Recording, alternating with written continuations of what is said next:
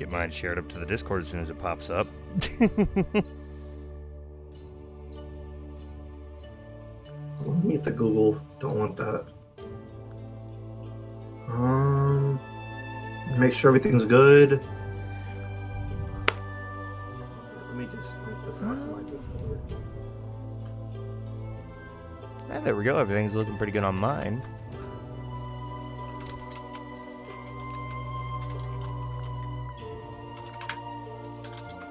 Bam! But hello, Caleb! How you doing over there on that Twitch side? But it takes some... Oh, I'm sorry that the new mod view takes some getting used to. You're a quick learner, though. I'm sure you're gonna get it quick. Alright.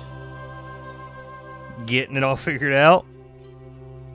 Alrighty, hello everyone. Welcome out to the very long-awaited stream that I know Thunder has been looking really forward to. How you guys all doing? What is up, Ancient Star? What is up, Gekio? What's up, Nestor? What's up, Archon? What's up, Thunder? What's up, John? How you guys doing? My turn. Hello, Nuka Kapuka. Hello, Bash. Hello, Thunderwing. Hello, Nick. How you guys doing? How's it going? Let me go ahead and pull your stream up so I'm supporting you. But guys, if you do not know, the random voice you guys are hearing, that is Gliitchzz.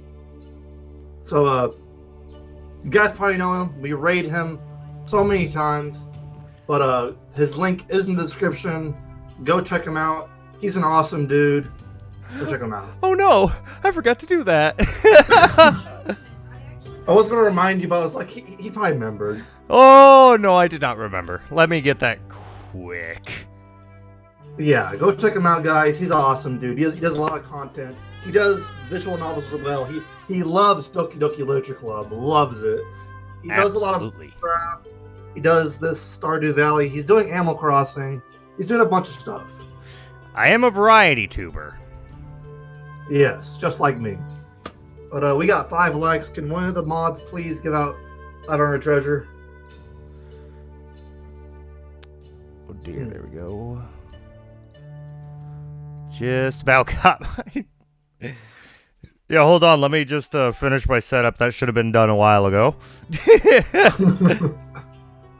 All good, dude. All good. Yes, I forgot to add something smoky.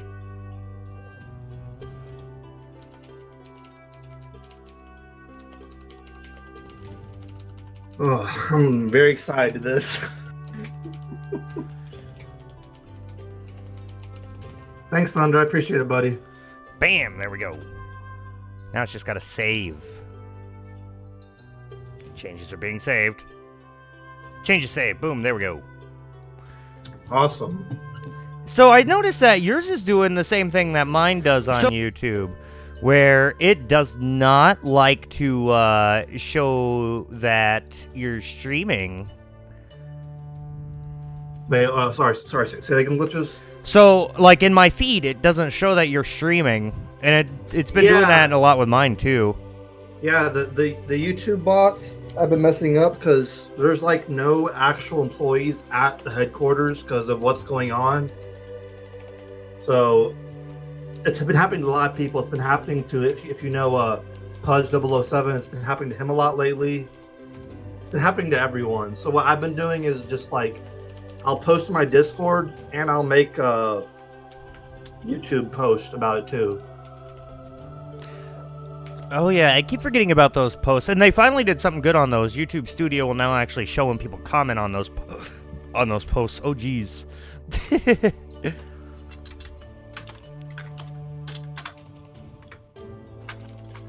yeah, Nuka, that's true that you got that self-isolation going. But how's it been? It's been quite a while, my man. Well, I see some fun people popping in on yours. Oh, Beeb. Beeb found his way over. Beeb, how you doing? How's it going? What? Green name? Oh, hey there, Bada Bob. Oh, green names is just members. Oh. If you remember, you have a green name. Yeah, so his name is Bob the boy, but I always call him Hello, Beeb. I'm Beeb. Yeah, drunk nicknames and all that. No, I'll call him Beige. I'll stop. Beige. I'm sure he'd love that. I messed up. Okay. And Caleb also found his way over.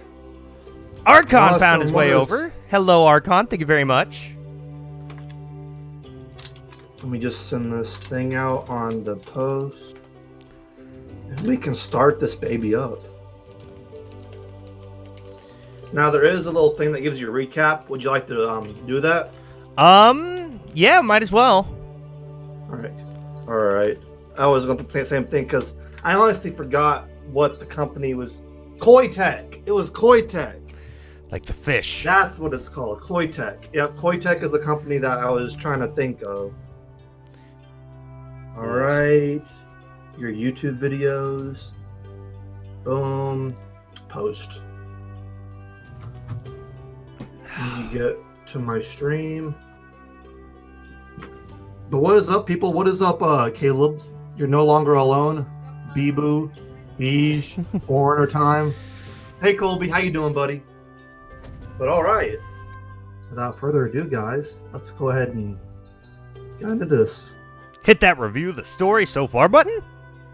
This game is a direct sequel to the original Crimson Gray and will make less sense if you didn't play the first one. Review the story so far. John was a high school student, struggling with depression, slowly losing his will to continue and drifting further away from his peers, until he met Lizzie. But Lizzie was violent and unstable. She claimed that she loved him, and over time, John began to believe that she truly did, and that she was simply struggling with problems of her own. Their personal struggles intertwined with another, supporting each other and slowly reaching towards something like healthy stability. Yeah, right. Yeah. But it became clear that Lizzie's condition was no mere phase. She was unstable because her mother had participated in an experiment by a corporation called Koitech. John came to realize that Lizzie would never be a normal girl, even if he accepted her love. And worse, Koitech were becoming aware of Lizzie's existence and not about to let her go so easily. It didn't end well.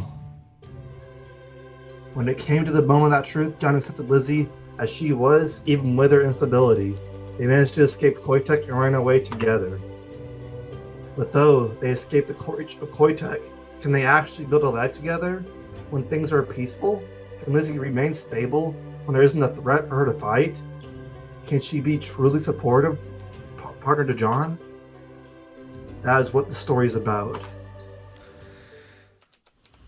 It's the spookiest Thunderwing. All right. Spookiest. Alright, so who should narrate near you?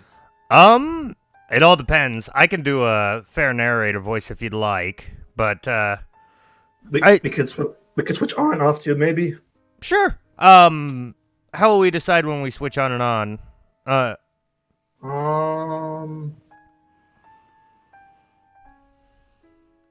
How about the... Well, flip a coin, says Thunderwing. We could always just have the chat decide, like, they'll just tell us to switch at random points. Yeah, sure. So, so chat, who should start off with the narration? Gliitchzz or me, Dragon? Because it just started. I just did the first part, so it makes sense for Gliitchzz to start. But it's up to you guys. Oh, we got a Colby saying Gliitchzz. Guess that's my dad. Swear that dude's random. Gliitchzz. All right, Gliitchzz. Awesome. The melancholy melody echoed within her, and Lizzie clung to it. There was a time when the melody hadn't been within her, though she'd prefer not to think about that time. That was before she met him. The melody was sad, but it was his, and so she loved it, and it was certainly better than emptiness. Lizzie had expected that meeting her special person would change everything, and it had. But to her surprise, it hadn't happened all at once. Instead, they both grew and changed, their life together becoming ever more wonderful and her mind growing to encompass it. Yet she had a difficult time pinpointing exactly when she had first heard the melody. It would have been romantic if it had appeared at some momentous occasion, such as when she met him, or when they first made love, or on some future day when they were finally married. But instead, it had slowly emerged, whispering at the edges of her mind. Smiling to herself, Lizzie began to contemplate the beginnings of the melody more thoroughly, but at that moment, her world was disrupted by two people approaching her. Her eyes flickered over their substanceless bodies, analyzing everything about them. She distantly knew the girl's name, had only seen the boy on several occasions, both sophomores like John and her. No physical threat. Yet, yeah. Lizzie had seen the two of them holding hands on the campus green, and from pupil dilation judged them to be a couple, so unlikely to be a threat to her relationship. But now that they were approaching her, she put on her usual smile and considered them more carefully. The boy was normal enough, but the girl, she was rather pretty, and she dressed fairly well. It would take so little for her to try to show off what she had. Was that a teasing glint in her eye? Lizzie's smile widened just a bit, and she reclassified the girl as a minor threat. Hey, sorry to interrupt. It's Lizzie, right? That's right. Nice to meet you. She responded politely as they introduced themselves, only tracking the information for future reference. Once, putting on a friendly mask had been difficult for her, an imitation of something she'd only observed. Now, she could fake it more easily, mirroring real emotions she had when she was with him. Ew. It irritated. I love doing that. Every time someone types ooh, that's my favorite thing. Ooh la la. It irritates. Ooh la la. Thank you, Colby Kong. I try really hard on it. Whew. Caleb says die. Oh. And Gekyo, how you doing? How's it going? Thea on my side for a short time. Anime Otaku-kun, how you doing? It irritated her to waste her smiles on random people who didn't matter, though. So as soon as possible, Lizzie encouraged them to get to the point. We're trying to start a social thing for other couples on campus. They may not be about the same age, but hanging out with single college kids just isn't the same, you know? We don't have many people yet, so if you have any ideas, we're open to them. Either of you. Your husband's name is John, right? Why did she know his name? Lizzie's smile became brittle as she stared over the girl again, searching for the slightest tick that might give her away. She had played it off like she wasn't sure about his name, but she knew. Lizzie was sure of it. Perhaps her analysis of their threat was wrong. She had dismissed them as a couple, but neglected to consider how impure most love was. The girl might ignore her partner and target John, or they could be one of those sexually adventurous couples and Link, that she'd read about. Prowling for other couples, Lizzie had not given a single real thought to the subject until that moment, when bloody hatred clawed itself out of her soul. Just as she was about to let those emotions leak out onto her face, Lizzie heard the melody again over the beating of her heart, sad but calm. She wasn't sure what John would say to her, but the thought of him soothed the growing anger. Exactly, two grown men playing a dating game, and also, hello, Hitlerfish Kato, how you doing? How's it going? And hello, Superman, how you doing? How's it going? .exe to stop working. And remember, guys in the chat, anytime you want me and Dragon to switch on narration, just go switch, and we'll switch. Hey Marnik. Oh, are you ready for the Ubu?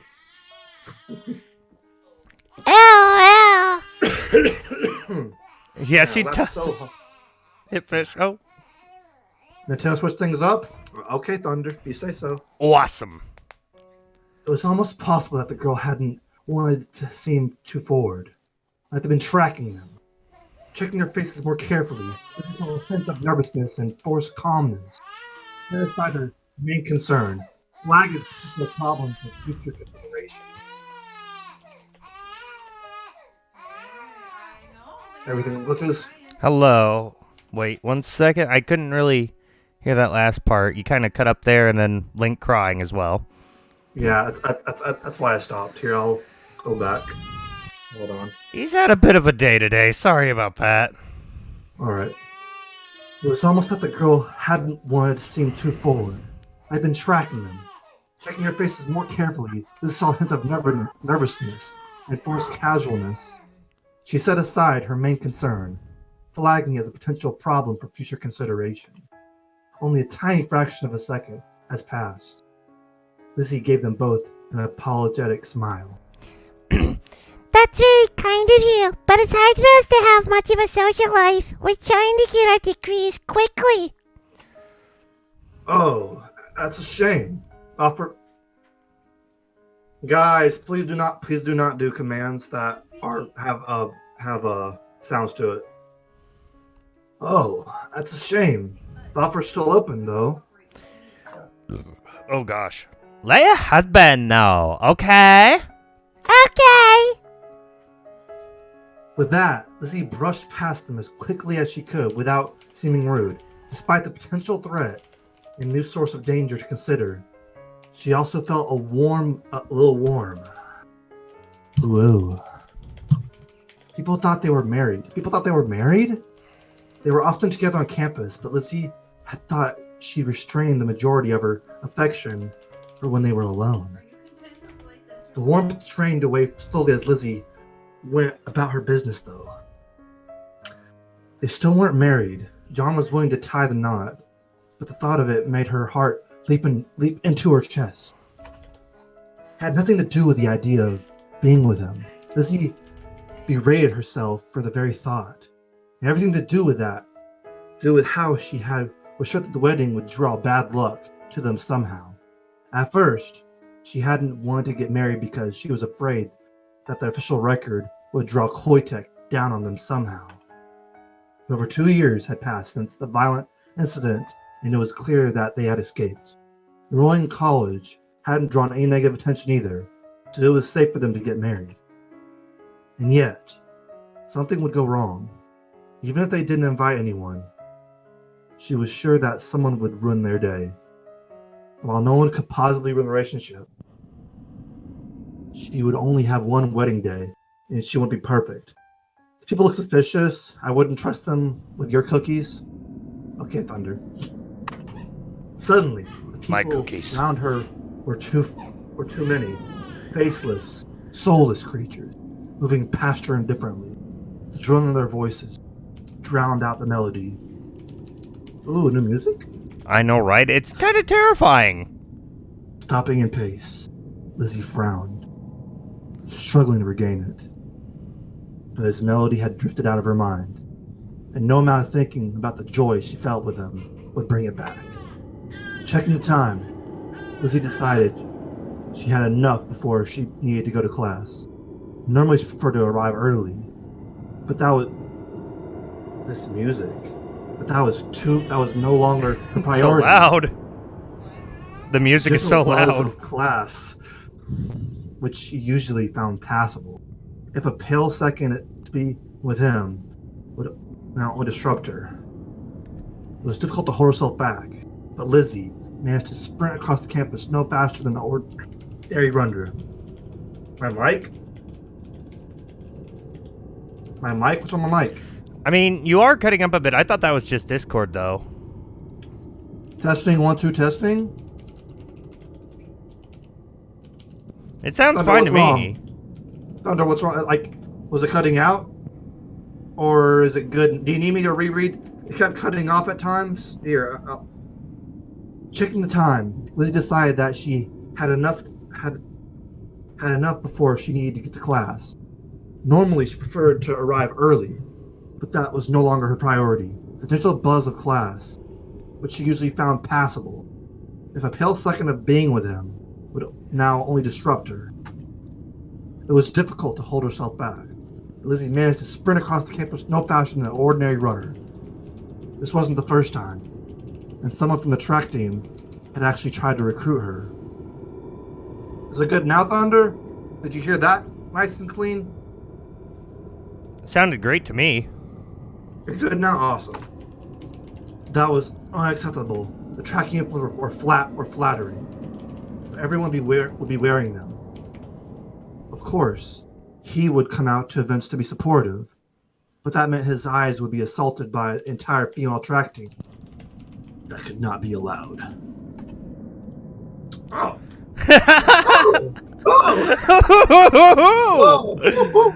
Our first choice: kill the track team just to be safe. Let it go.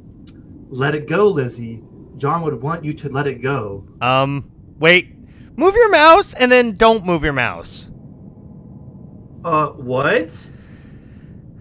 Excuse me? It's pointing to kill the track. Yay! Instincts! It's literally this. I'm getting Doki Doki flashbacks. Oh, this is great. I guess we should kill the track team. That's what it wants us to do. They can't run forever. All right, yeah, choose that one. She actually took a step she actually took a step toward them, hand moving to a weapon. But no, she didn't need to do that anymore. But for a moment, she had wanted to, fully intended to. Lizzie take a deep breath and focus to turn away from that choice. The hollowness within her grew and grew as she left campus. Fortunately, their little apartment was nearby. A split join our club. A split home provided as housing for couples. I had taken serious work to obtain one despite not being married. As the fools, you fool, an admission, though they were a chance she and John might break up and then have makeup. Since it was too... Ew, Oh, You have some water. You bufools. Okay, fine there. Since it was 2:52, John was likely to be reading for a class. He had referenced the paper being due soon. But he never went down to the computer lab until she was in class. After all, he knew that she might need him. His consideration made a warm glow spread through Lizzie, but that wasn't enough. She needed to see him. She had her key in hand, and she approached the door, but it was already unlocked. Almost as if he had known, Lizzie threw it open and rushed inside. John sat on the couch, reading a textbook. He looked perfect. And when he glanced up at the noise and saw her there, gasping for air with her eyes wild, he just gave a comforting smile. Everything all right, babe? Of course it is. I just forgot a book I need for class.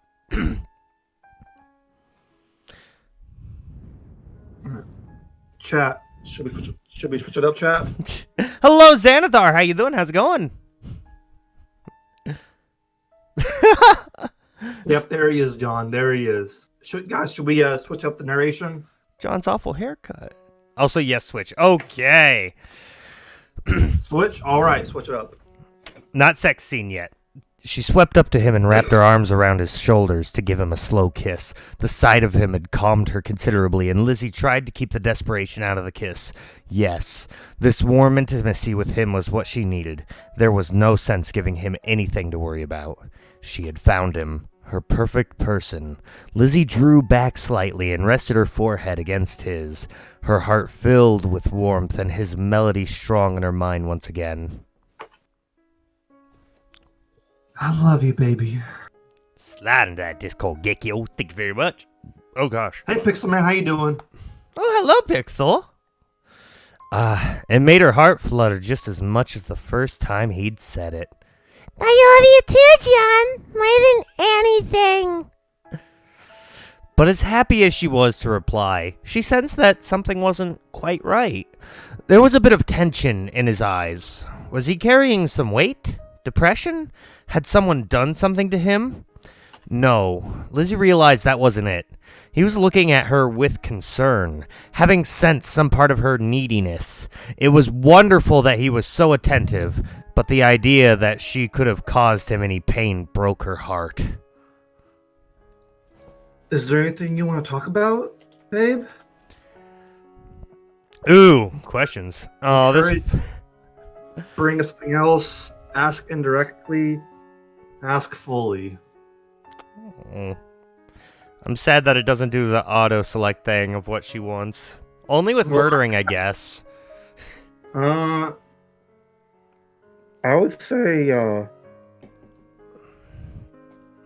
I'm trying to think of, like, how we can get the true ending. Because there's little things like this can affect how you get that ending. I'm thinking to ask indirectly. What do you think? I think that'd be a good choice. If anything, we're kind of sticking truer to Lizzie's character of having yandere thoughts and then just kind of skirting around the issue. I mean, generally she just avoided it completely, but she's clearly changed since the first game, so I'm liking the ask indirectly option. All right, let's go with that. Oh god, Thunder wants the murder option.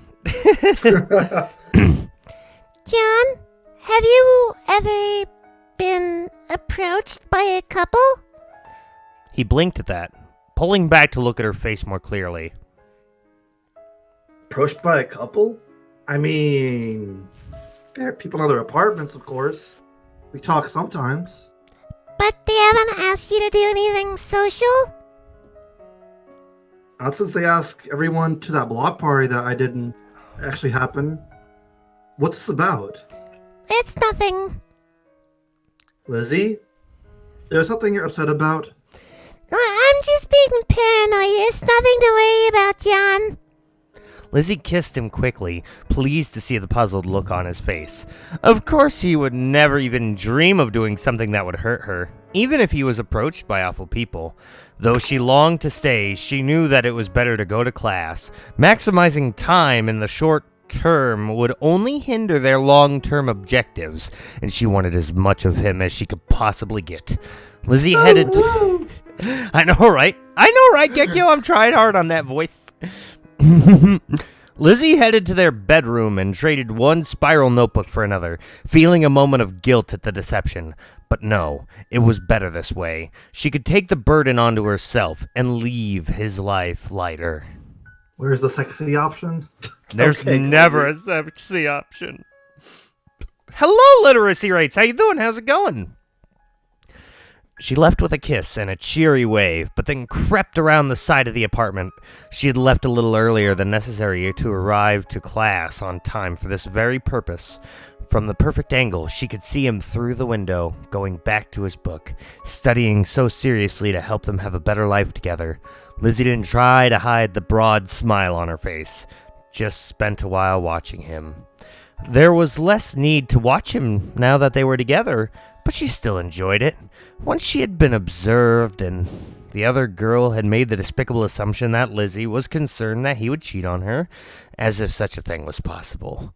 As if she needed any reason except to look at him. She did like to observe him sometimes to make sure he wasn't sad again. John's depression was mostly under control now that they had abandoned the awful Koitek medicine, but she knew it was a part of him that needed to be watched. Thank you very much, Marnik.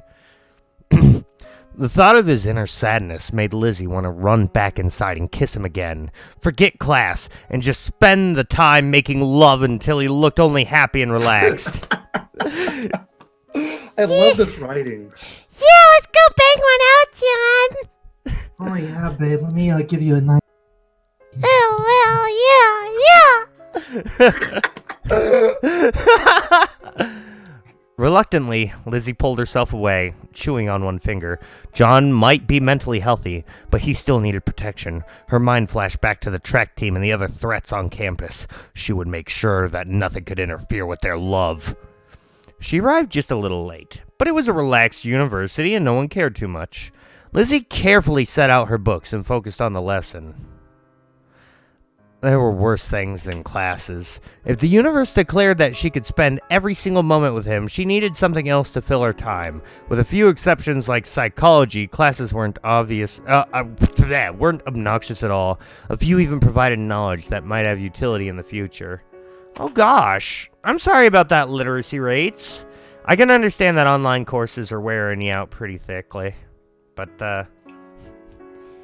It's an real voice, GQ.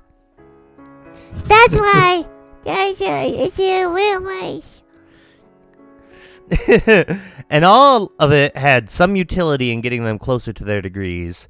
Once it had been difficult for Lizzie to think about such long-term plans, but now she could see how both of them earning degrees would help them create the life they wanted. But literacy rates, I know you'll be able to pull through on it. You're awesome. Thank you very much, Thunderwing.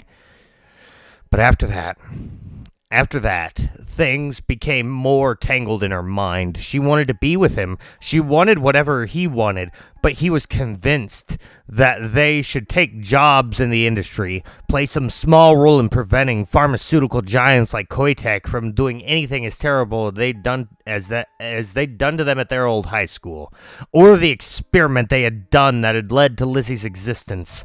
The idea that John wanted to make sure that they would never be anyone else like her, that she would be the only one. It made her tingle all over. She didn't think he would approve of that thought, but she liked it so much that she kept it to herself. But the idea of getting involved with Koitek again, even indirectly, still left her. She wanted what he wanted, of course, a life together. They would have that. No matter what they chose, it would be fine. For once, Lizzie set such thoughts aside and focused fully on class. After the lecture finished, Lizzie practically skipped out of the hall. It had been her last day of the class, and John had likely finished the work that he needed to do in the computer lab that left them the rest of the day to themselves. So she wouldn't have to leave him again. Lizzie stopped by the store first, since they were low on food. It hurt her pride as a cook that they had to eat ramen, but money was tight. The least she could do was purchase cheap vegetables and enhance the experience. As she picked out appropriate ones, Lizzie carefully kept track of her spending versus the amount of money she had left. She had aged out of child support. Not that the man who had impregnated her mother had ever been reliable, which combined with college expenses left her in a more difficult financial situation than ever before in her life. She was careful to add everything up in her head, so that she still had enough money to drop by the pharmacy after getting their groceries. There was a small, locally owned one where she felt comfortable getting John's depression medication, though it seemed to be getting more expensive these days. Of course, she did still own Abby's home in their hometown, but Lizzie wanted to avoid anything to do with it in case Koitek was watching. John would never want to live there anyway. Oh gosh, perhaps after they graduated, she could sell the house for a down payment on one of their own. The idea gave her a pleasant hum of emotions as she finished her errands and headed back home, still with a spring in her step. Dang though, 20 sheets of homework is a lot, literacy rates, but I know you'll be able to get through it. If they 20 sheets of homework? My god. Yeah, it's all back stuff and online courses, so they think it takes, a little less time, and you know how it goes. I mean, it's been a while since I've been in school, but they were always picky about stuff like that then too, and they were only just starting online courses at that time. And yes, Gekyo, that means that Lizzie is in fact patient 0 of the Yandere virus. Pretty much. I would eat my own homework, Thunderwing, just you watch. I would do that. I would do that. I have no idea about a Yano Aishi literacy rates, but it's okay. There's lots of Yanderes. This is a different world. Switch command activated. Switch command? Yep. Alright, Archon. God, I left myself way too hard earlier before we talked. So I got a really bad cough from that. But when Lizzie... Hold on, guys.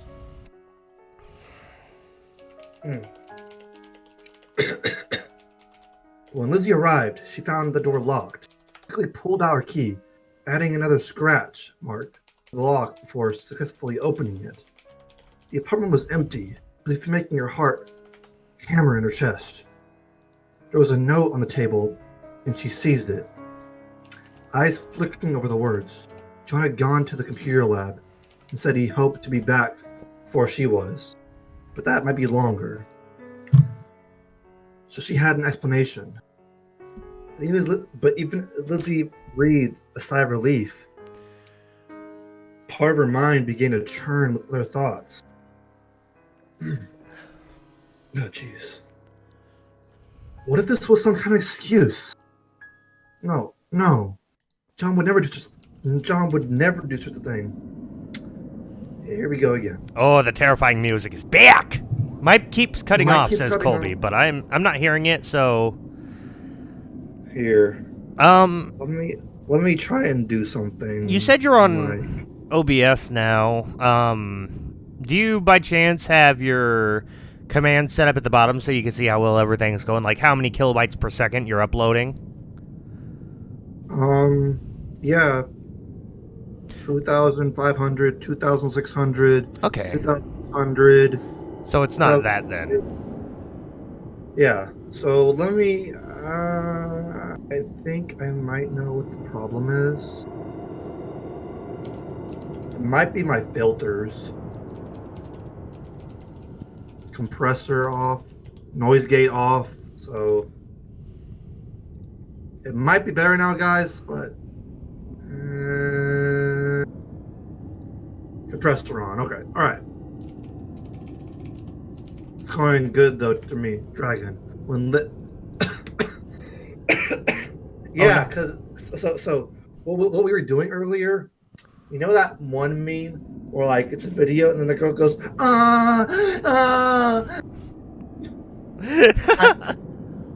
we were doing that and I was just laughing my ass off so hard, and that's why I'm coughing so much. Xanathar, my streams are always wacky because I'm a wacky individual. First known, baby. All right. No. John would never do such. No. John would never do such a thing. Never. Lizzie crumpled the paper in her hand, then nervously tried to smooth it out again. John would never betray her. She knew that now. Carried that fact tightly in her heart. But the world was filled with awful people. Terrible women who might try to seduce him. Oh, well. Oh, hey, Caleb. Oh, you're sexy. What? I was not mimicking, I was not miming out all of the words and sentences being said. I swear. Tom Straker, I'll be so sad. Dude, I would be mad too. No lie. Terrible woman who might try to seduce him. Oh, wow. And even if he pushed them away, the idea of one of them laying a hand on him, oh, I just want to kill them. What if Koitek got a hold of him somehow? They already tried it once, to use him to get to her. She thought they were safe now. But what if she was wrong? Once Lizzie might have flown out the door and hunted him down until she could be sure that he was safe. Now, she found herself pacing, fingers tingling in her hair. She tried to quiet the thoughts screaming in her head. On a whim, Lizzie grabbed the extra spiraled notebook she'd taken and slapped it down on the table. She began furiously writing everything in her head, letting the thoughts out to give herself a little relief. She'd done this once, before she had met him. Just like she collected pictures of him. Now that she had the real thing, she neglected such habits. But they had helped her once. Perhaps they could again. Well, after John left, my fanfic... Don't even start with that. Yeah. Gekio made a fanfiction of your Marnik and Lizzie, and it was so cringe. I read it on stream. That sounds good. I like that idea. Finally, she was done. Lizzie took a deep breath and looked over the page. A furious scribbling. Gekio shouldn't make a sequel to that. Actually, he should be making not only a sequel, he should be making a third one as well, because there is a third Crimson Gray coming out, as I recall. Yeah, there's one after this, because this one technically isn't the sequel. This is 1.5.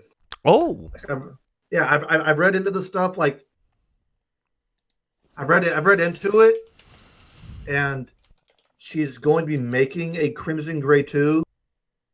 which focuses on Yandere pregnancy, which what she said, but I'm just waiting in anticipation until she actually like drops hints on actually like making it. But Yeah. I've even thought about becoming a patron. You just Yandere pregnancy. You said that, and just like my thought process just went from to nothing. Like, oh oh shoot. Right. But yeah, finally she was done. Lizzie took a deep breath and looked over the page of furious scribbling. Some of the thoughts there embarrassed her. She needed to trust him utterly. Hey, Eslo, how you doing, buddy? But it was good to get them out of her head and onto paper. She felt calm again. Memory wafted from the deep recess of her soul, the place where she kept him, comforting her even now. Though the page was a mess, she had returned from the edge.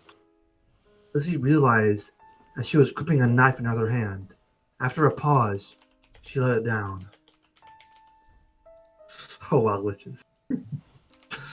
Though her mind was clear, she still wasn't sure what to do. Obviously, John would never cheat on her. He had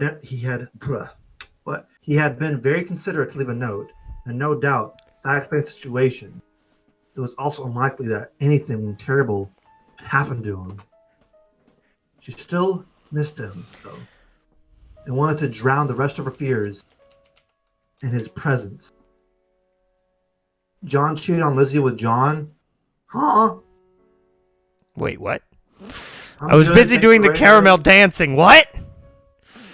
I'm good. Thanks again for the raid earlier. I did with what I had time. Man, it's all good, man. Yeah, no problem for the raid, dude.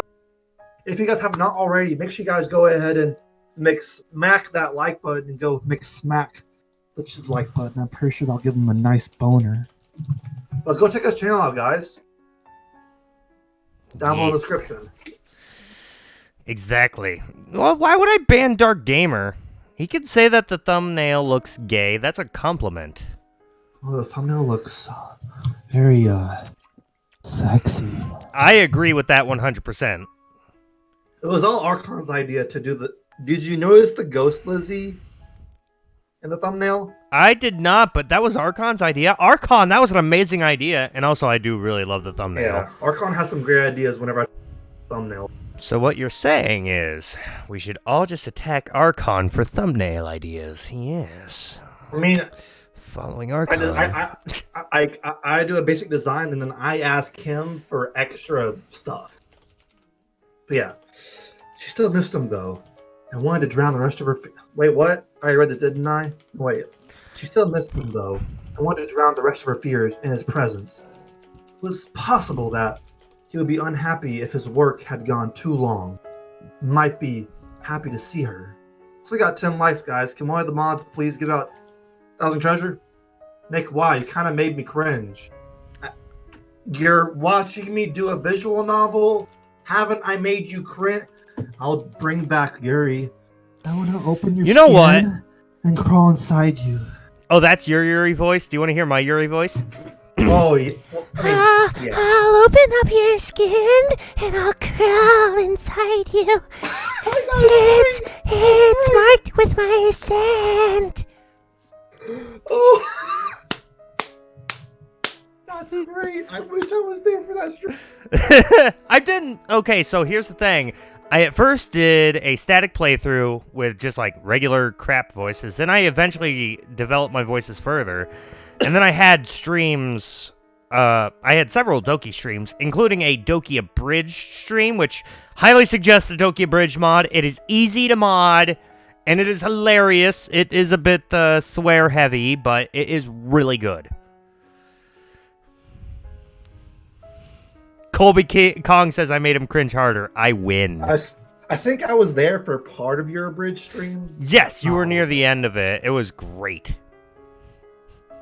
I might be happy to see her. Lizzie closed the notebook and put it with her others, considering what she should do. It's moving again. Wait, what's moving? Oh, it is. Mouth. Let it go. Let it go. Investigate the team. Part of me thinks that we should not do what it says.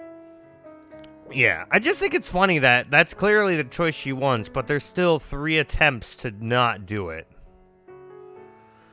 So, chat, should we let it go? Ooh, John's quick on that. Let it go. Wait. Let it go. Gekko needs to make a fanfic and then have us voice it. That would be great. Let it go. Let it go. Can't hold back anymore. Whoa. Oh, yeah. That kind of scared me. Oh, sorry. It's okay. Let it go, that song right now. All right. Everyone's saying let it go. Oh, crap. Oh, back up. I got mine.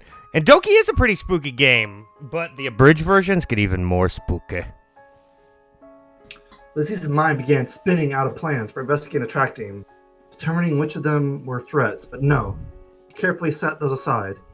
No. She shouldn't reconsider such things. If she wanted to do the right thing for the relationship for him, she needed to think along different lines. But why would I need a voice changer? I could change my voice. I can't auto-tune myself. Okay, fair point. Got it. Yeah, like, I use, like, some of the voices, like the auto-tune one. This one for Doom Streams. Nice. I like that idea. Honestly, I think it'd just be funny every time, like, my mic messes up and gives me a deeper voice than I normally have because the cable's not in all the way. I always start making voices in because they're even funnier that way. Yeah, they are. Don't let Yuri join the army. She'll crawl a lot. All right, see ya, Josh. And investigate like Shark comes. All right, so start making dinner. Wait for him. You'll meet John at the computer lab. What if he's looking at porn? I kind of want to go to the computer lab. What do you guys think? Computer lab? Oh, your name is Crimson Stingray. She should make some mac and cheese. What do you guys think? Computer lab or make some dinner? Yes, catch him in the act of jerking off to porn. Hot diggity dog. Okay, go to the computer lab. Floating into the old cabinet in the corner of the room, Lizzie opened it and looked over her collection.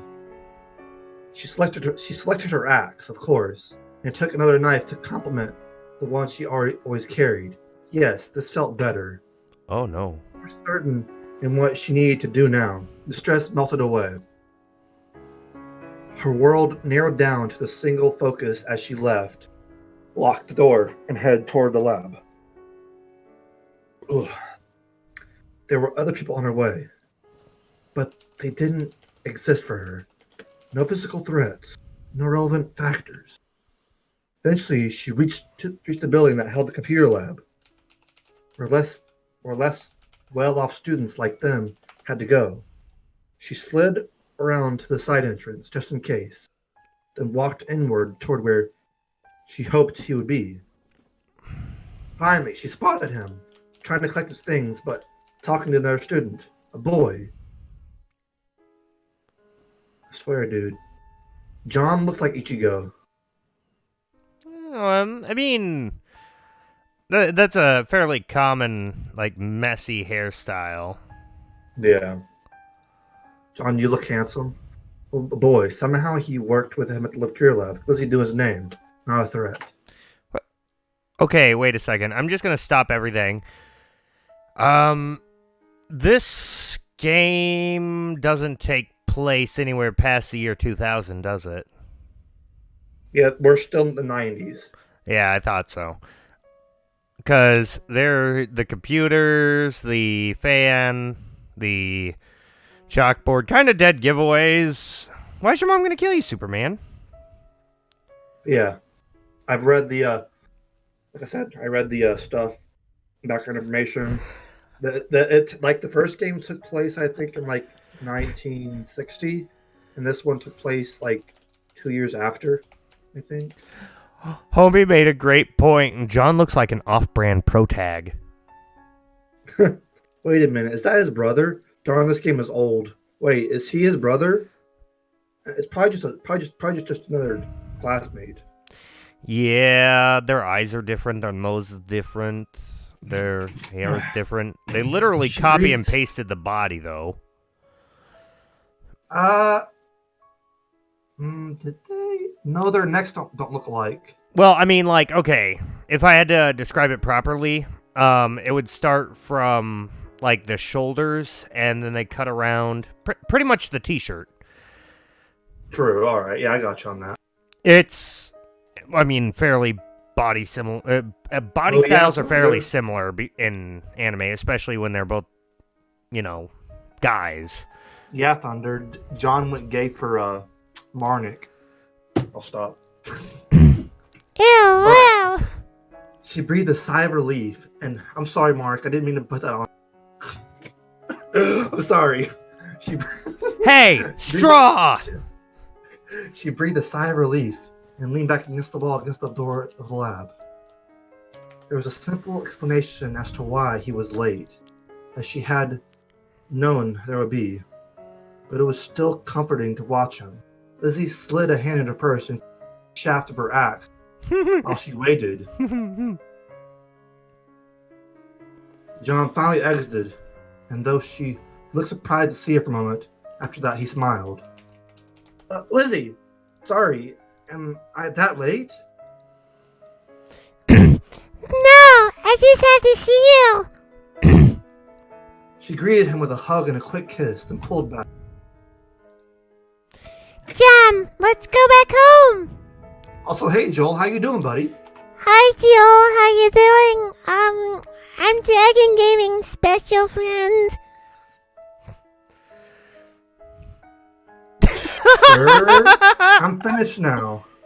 Sure, I'm finished now. But everything's completely alright?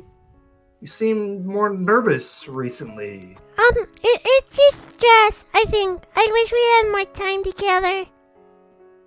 I know. I wish things could be different too. But after this semester, I'm gonna plow you. Ooh! She listened eagerly as he kept talking, soaking up every word. There was a bit. God, okay. There was a bit of tension in his voice at the beginning, and she realized guilty that she might be adding to his stress. But it slowly melted away as they spoke. Oh yes, plow Johnny. By the time they neared the apartment, things were back to normal. Lizzie gave him another smile. I bought some things, but I haven't gotten started. Do you want to make dinner tonight? Sure, that sounds nice. I'm starved. So early is good. John set about helping her with the preparations. They didn't have a lot to do, but even if they were just eating ramen, Lizzie wanted to give it her best. So this man just puts on a shirt instantaneously, like, oh, we're making dinner. Time to switch clothes. What? To be fair, it's really easy to switch shirts fast if you're wearing multiple layers, but True. He wasn't doing that. That would have been obvious. We're on to you, John. Oh, switch time. Oh, switch! I didn't even see the switch that time. Thunderwing did it. Lizzie set about cutting up the vegetables, removing the bad portions, and reducing the rest to appetizing chunks. Her knife flickered satisfyingly, perfectly balanced for her hand. They might need to make do in many ways, but she had excellent kitchen knives to work with. Even when... What? Did you go off script for a minute? No. Oh, crap. Crap. I'm not even on the same page as you. Crap. Okay. Alright, okay. Start at they might need. They might need to make do in many ways, but she had excellent kitchen knives to work with, even when money was tight. He had never suggested selling her knife collection. She would have, though, would have gladly sold every knife and every single thing she owned for his sake. Knife still flying, Lizzie frowned to herself. No, that wasn't right. She'd need her axe and a few knives to defend him properly. Plus, John wouldn't want her to give up everything like that. Considering such warm thoughts, Lizzie flipped her knife around her hand a few unnecessary times as she finished cutting. Not the kind of thing she could do in public, but here there was no one to see her but John, and he only smiled to see her enjoying herself. John had started the water boiling, so it was ready as soon as she finished the vegetables. Then there were only a few details to take care of. Eventually... Hey, Swab. Hey, What? Swab, how you doing, buddy? Hey, Dr. Swablu, your name is green. Oh, wait. Also, how you doing, son? Did you eat vegetables? Yeah, did you eat your vegetables, son? You gotta do that to grow up big and strong. Nobody tell him. He doesn't know yet. They're not real vegetables. Wait, did you finish this page? No, I got distracted by Swablu. I'm so sorry. How dare you assume How the color of dare my you. name? I love Swablu now. Eventually, they both sat down together on opposite sides of their small table. It was nothing much, but it was theirs, and that was wonderful. She would have been happy to just watch him eat, but she knew that he loved to talk to her even more. The idea that he wanted her to open herself up to him, even her darkest thoughts, always made her happy. But for today, she had nothing particularly dark on the mind, other than killing that track team. So, you implied that you got held up in the lab? Mostly it was nothing unusual. Just had to answer some questions. But Dan caught me at the end, wanted me to switch shifts at the library. He wanted me to do tonight, which I said wouldn't work. So we had to do some weird rescheduling. Oh, the Okay, table's not wet, good. homie. Yes, wet table. Hasn't that been happening a lot lately? Yeah, I might be picking up even more shifts. Figure it can't hurt, right? No, but she didn't like him to be away from home more often. Lizzie had to admit that the library job was a good one, allowing him to study or read most of the time, but she still didn't like it. At least she could visit him without it being a hindrance. Why did he feel the need to work so much, though? Lizzie had her own campus job, and the numbers of their debts weren't too awful thanks to scholarships. Would it be better if they could get rid of it? Maybe she should consider going back to the house and selling it after all.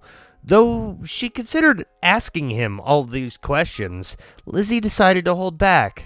John had many concerns of his own, and adding her anxiety to those might make him depressed again. She was stronger, so it was better for her to shoulder the burden. John should voice John, says homie. What? Who's John? Is John?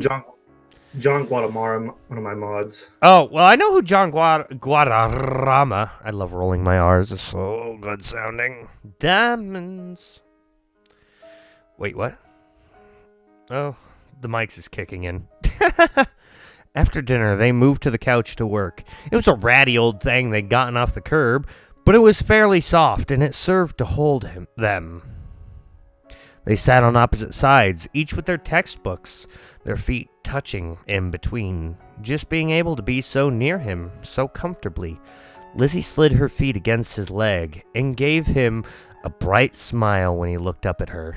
An old part of her wanted to act immediately, to have sex before the moment could pass. Ooh. Oh, they were just playing footsie! That's all they were doing! That wasn't even that special! Okay, I lost myself for a second, but they had been together for 2 years, and moments like this were hardly a rare thing. Slowly, her mind had learned that she didn't need to be desperate.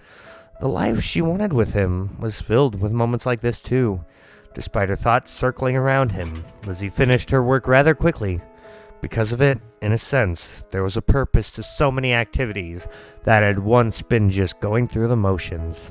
Lizzie saw he was still busy working and spent a little while admiring him. She loved the look of concentration as he became fully absorbed with something. It was even better when it was directly toward her. But just his concentration was cute too.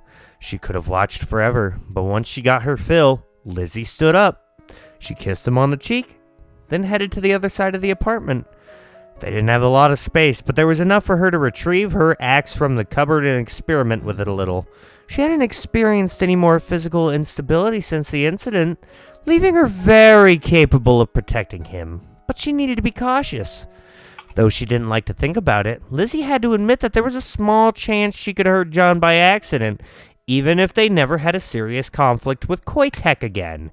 She needed her knives to feel secure, the idea that she might cause the slightest injury by accident. Lizzie practiced carefully, both following through with all the force she could muster and bringing the axe to a halt at a moment's notice. The practice was soothing, and Lizzie soon found herself smiling. There had been a time in her life after she found him when it had been possible that she might harm him in order to preserve their love. Though those thoughts now struck her as alien and horrible, she would never hurt him. Never. But that meant she needed to always be prepared. When Lizzie finished, she discovered that John was watching her. She had no doubt that her expression was far from inviting, as she had been imagining cutting down threats to them. But he was watching her fondly. Lizzie beamed at him and returned her axe to its place. Are you done studying?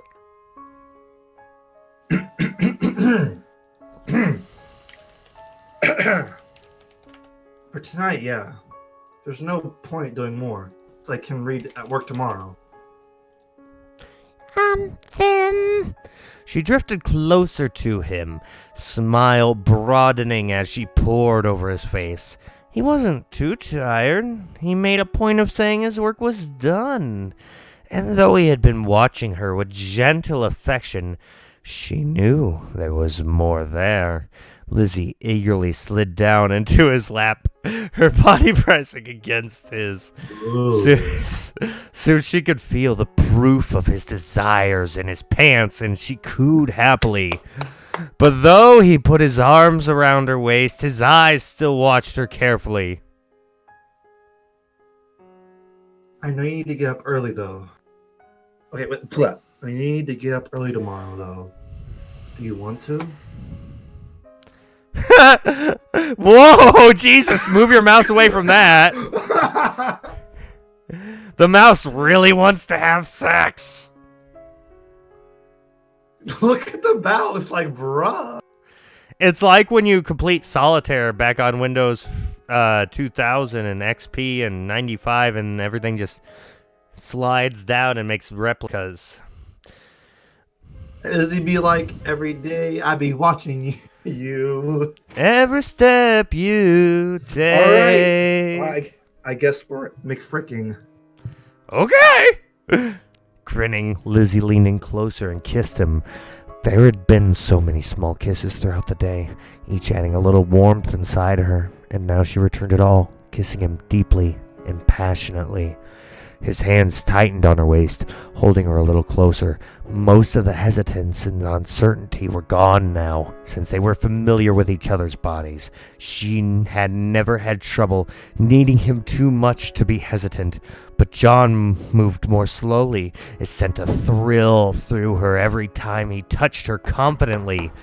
Lizzie bent closer to him, and there was a loud knock on the door. Wait, that wasn't you making fapping noises? That was an actual sound effect for knocking at the door. Okay, I got confused. Actually was. Her eyes narrowed to slits, and she glared murder towards the entrance. We don't have to answer. Marnik doesn't like where this is going, but due to the red fade, I like where it's going. Another knock, louder. No, ignoring it was not an option. Lizzie sprang up from his lap and wrenched open the door. The boy on the other side was someone she recognized from one of John's classes. John said he was intelligent, and Lizzie didn't find him annoying. So under normal circumstances, he was fine. At the moment, she felt only rage towards him, barely contained within her smile. He was physically fit, but no threat. Her axe could be in her hand before he...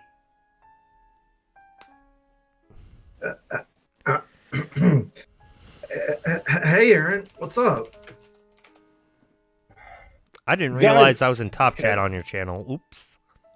This guy seems like a surfer guy. So, guys, want to check out the news? Francesca Kelsey is gonna seriously just do it. It took Lizzie an anxious moment to identify that name. A public figure, not someone they knew. Related to the pharmaceutical industry. Not an immediate threat, but an annoyance at the moment. The news seemed to matter to John, so he headed to turn on the salvage TV in the corner. Lizzie, different voice doesn't match, says Thunderwing. That doesn't match? Alright. I'll switch it up then. I gotta make it more. I just realized the glasses. So, I'll switch it up next time. That's right, they don't have a rim on the top. Come on, man. That's like, detective skills right there. I thought you would detect... Oh, wait. We're pharmaceutical people. We're not detectives. Never mind. Nerdy voice, maybe. Did you guys see what they were doing with that? Oh, wow. I just went to my Stacy voice. Never mind. I can't do nerd tonight. All right. I was just trying to pick fun for a little while and allowed him to step inside. After flipping to the right channel, John watched carefully as the news report ran. Aaron slouched against the nearby wall. Hey, Aaron! Leaving Lizzie to hover behind John. When she heard Koitek's name, she began to pay full attention, soaking up the information. The study that you're talking about, what do we miss? They didn't go into detail, but something about how sloppy pharmaceutical experiments used to be. A whole town of people got sick. Bad stuff. I like it. Oh, hey, Thunderwing likes it too. Heck yeah. Virtual 5, bam! Oh, Thunderwing might not be able to see that, but at least he heard it. Lizzie's heart began beating rapidly. Was it possible that the report mentioned her? No, not specifically. There was privacy concerns, but it might have referenced her experiment. Lizzie's fingers began twitching at her sides, which drew John's attention. He frowned a little, then returned to Aaron. How many cases did they talk about? Anything involving specific individuals? Just general information that I heard. Why? Exactly the question that Lizzie had been afraid of. But John didn't seem disturbed. However, my son did, and he just woke up. Oh, he's good now. I heard that, and I virtual high five back. Let me high five, Ethan. Let me high five. Did I accidentally click forward? Oh, no, I did not click forward. It's on you. Okay. I used to be part of the packaging trial that didn't go well. At least for me. I was wondering if I got mentioned. Oh, is that how you got clued into all this? I didn't know that you had a command for high-fiving Thunderwing, so I had to do it. I do. Commands are convenient. They are. Behind them, Lizzie let her fingers slowly relax. John had been thinking of her, hadn't exposed her to any unnecessary attention. Of course he would. She was awful for doubting him. While she was feeling a warm glow, she missed John's response. Well, anyway, they only emphasize the biggest cases. Kelsey is trying to prove that the harms are large enough that government policy needed to change. So, that was how it was connected. Francesca Kelsey was a researcher who used to work for the Food, Drug, and Cosmetics Administration. And I'm going to go off topic for one moment and just say, cosmetics should not be involved with food and drugs. You don't eat makeup, but you do eat drugs and food. I'm just saying. I'm right. Or maybe I'm drunk, whatever. No, Caleb, don't eat makeup. Level Derudo, how you doing? How's it going? It doesn't have uncensored tittles level. Either way, back to it. but left as part of a protest. She had been campaigning for increased powers to regulate pharmaceutical megacorporations since then. Lizzie usually didn't have any opinions about politics, but she approved in this case if it did damage to Koei Tech. She had never seen the woman herself, though.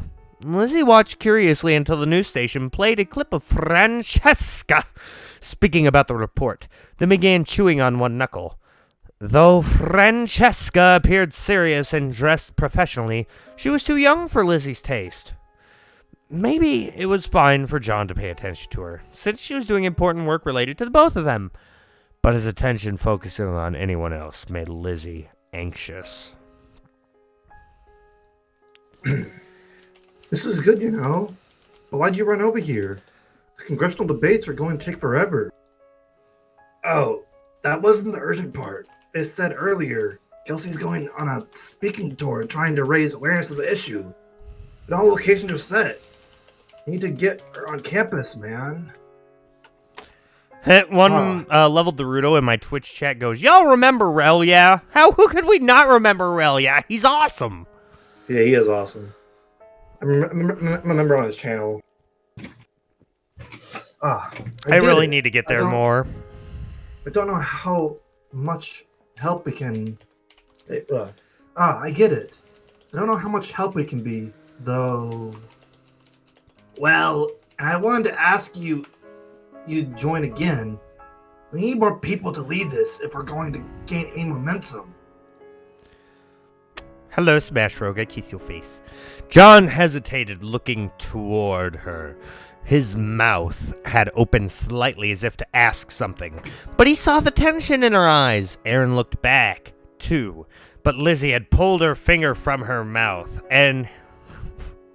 I thought she was only biting her knuckle. And he couldn't see past her smile. It's going to be hard for us to commit to that, I think. Keep us informed about what happens, alright? Relia's having a baby? Again? Again? He has like 3 kids. He has like 3 kids. Dude, I've only been able to like hop in and out of Relia, so I haven't been able to get an in-depth understanding of his life, but he's been an amazing guy. That and his Hollow Knight stuff's really good. Alright. I won't press.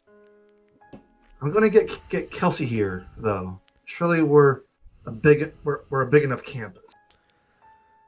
Wait, a good time for what, Thunderwing? Can I do my command for Gliitchzz when it's a good time? What command? Oh. All my mods have little custom commands. That is insanely cool. Did you hear that? Oh, no, I did not. I have yours muted. I'm just watching your chat. Oh. Hold on. One mo. 1 minute, guys. Gliitchzz wants to listen to Thunder's 1 minute, guys. Gliitchzz wants to listen to Thunder's command. And Elia's having a baby? Hello. How you doing, Daddy? I'll stop. I haven't been able to get an in-depth understanding of his life, but he's been in. Okay, let me put it to just Thunder again. Okay, just Thunder again. Let me put it to just Thunder again. Just Thunder again. Thunder, do it again. Do it again. Do it again. Gosh diddly darn the cooldown. Gosh diddly darn the cooldown. Gosh diddly darn cooldown. I love that. Gosh diddly darn cooldown. Do it again, Thunder. Do it again, Thunder. Only he can do it. Darn. Only he can do it. Darn. There went Colby's command. There went Colby's command. He's doing Donkey Kong's thing. Alright, he's doing Thunder, Donkey Kong's thing. Alright, Thunder, do your thing.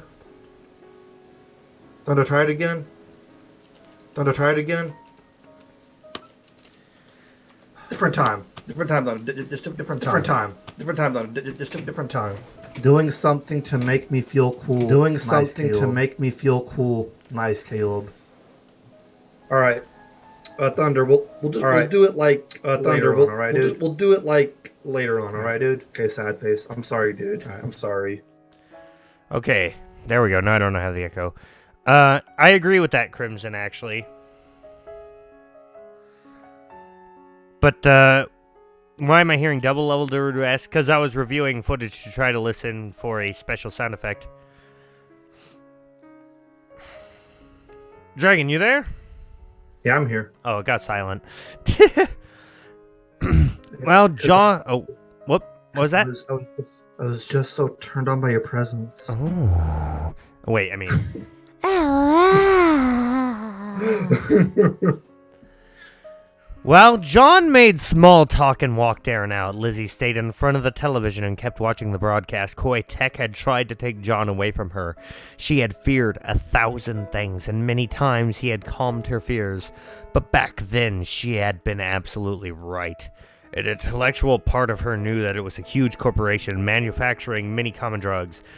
Not all of them were as ill-advised as Paxatine. Not every experiment was harmful, and not every employee would be as terrible as Miss Smythe. It didn't matter. Lizzie hated all of them. But she couldn't hack apart the entire corporation. Dragon X Gliitchzz. Oh yeah, I didn't even talk to you about what we were titling it. Oh yeah. What's your title? Hold up. I don't even remember my title. Dragon Gaming, it's Yandere time. Yes, it is Yandere time. I like my title again. I wanted to make sure to include you, but I wanted to make sure that people knew that this was about me being a Yandere. Wait, I just realized. Yes? Do you see that butcher knife to the right? Yeah, it's sitting right in front of the photos. I just noticed that, and it's underneath John, and then the picture of her, and that's pretty cool. I just noticed that detail. It You see how many knives? There's one right there. There's one on the table. There's one in the kitchen. Several in the kitchen, I mean. There's one in the tomatoes.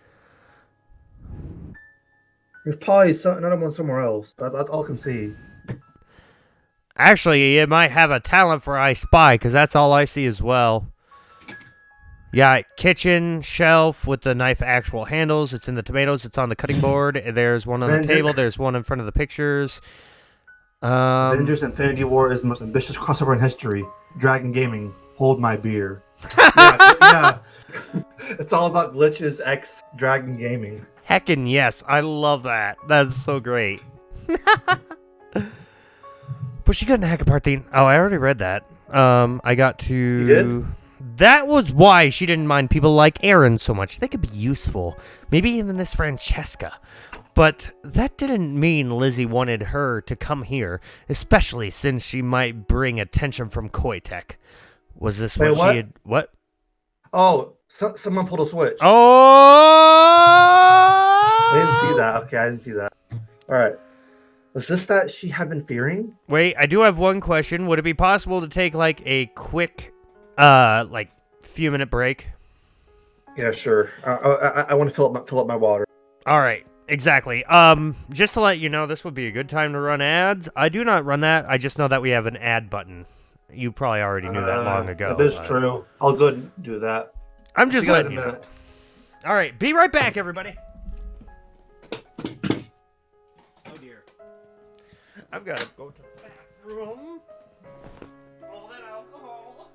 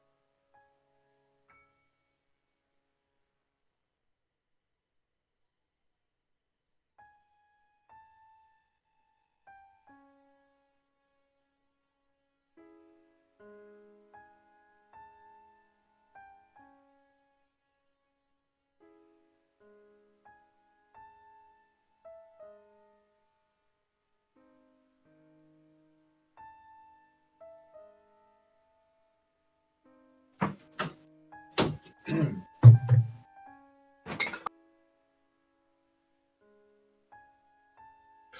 right, we're back, boys. Really, Gek? I pressed play ad. What do you mean?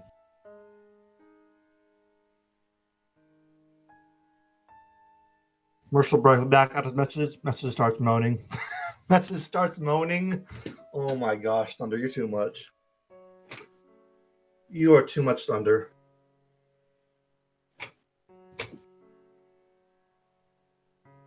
Next back. Yay. Yay!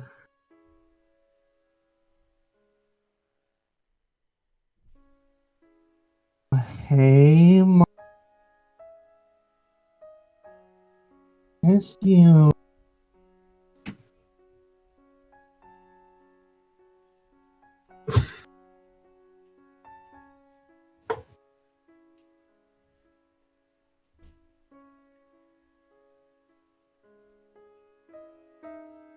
Shush. Shush, you foul demon.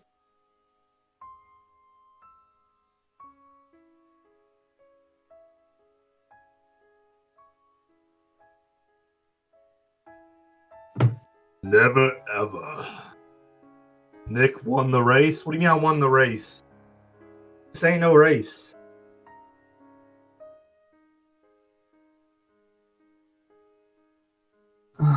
Leroy. Leroy. I want you, Leroy Jenkins. I want you so dearly bad. I want you. I want that pig inside me.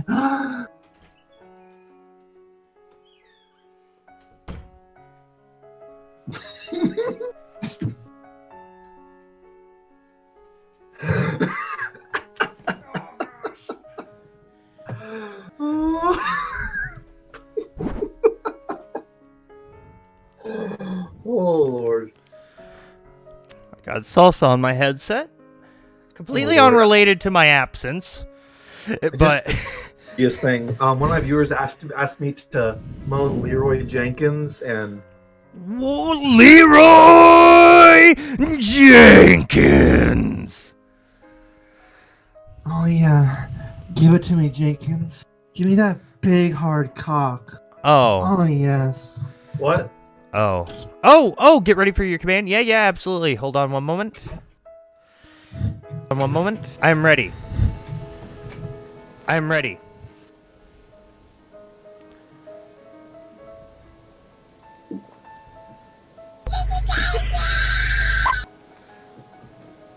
I'm not gonna lie, that was a different command than I thought it would be, but I love it. I just thought it was gonna be, I actually thought it was gonna be, the beginning from Thunderstruck, AC/DC. That's a good idea. Thunder! Thunder! Alright, you all good glitches? I am good to go, and we pulled that switch, so we are with you narrating. Yep. Well, if you didn't know, I'm Lord Chicken Nuggets. Is this what she was been fearing?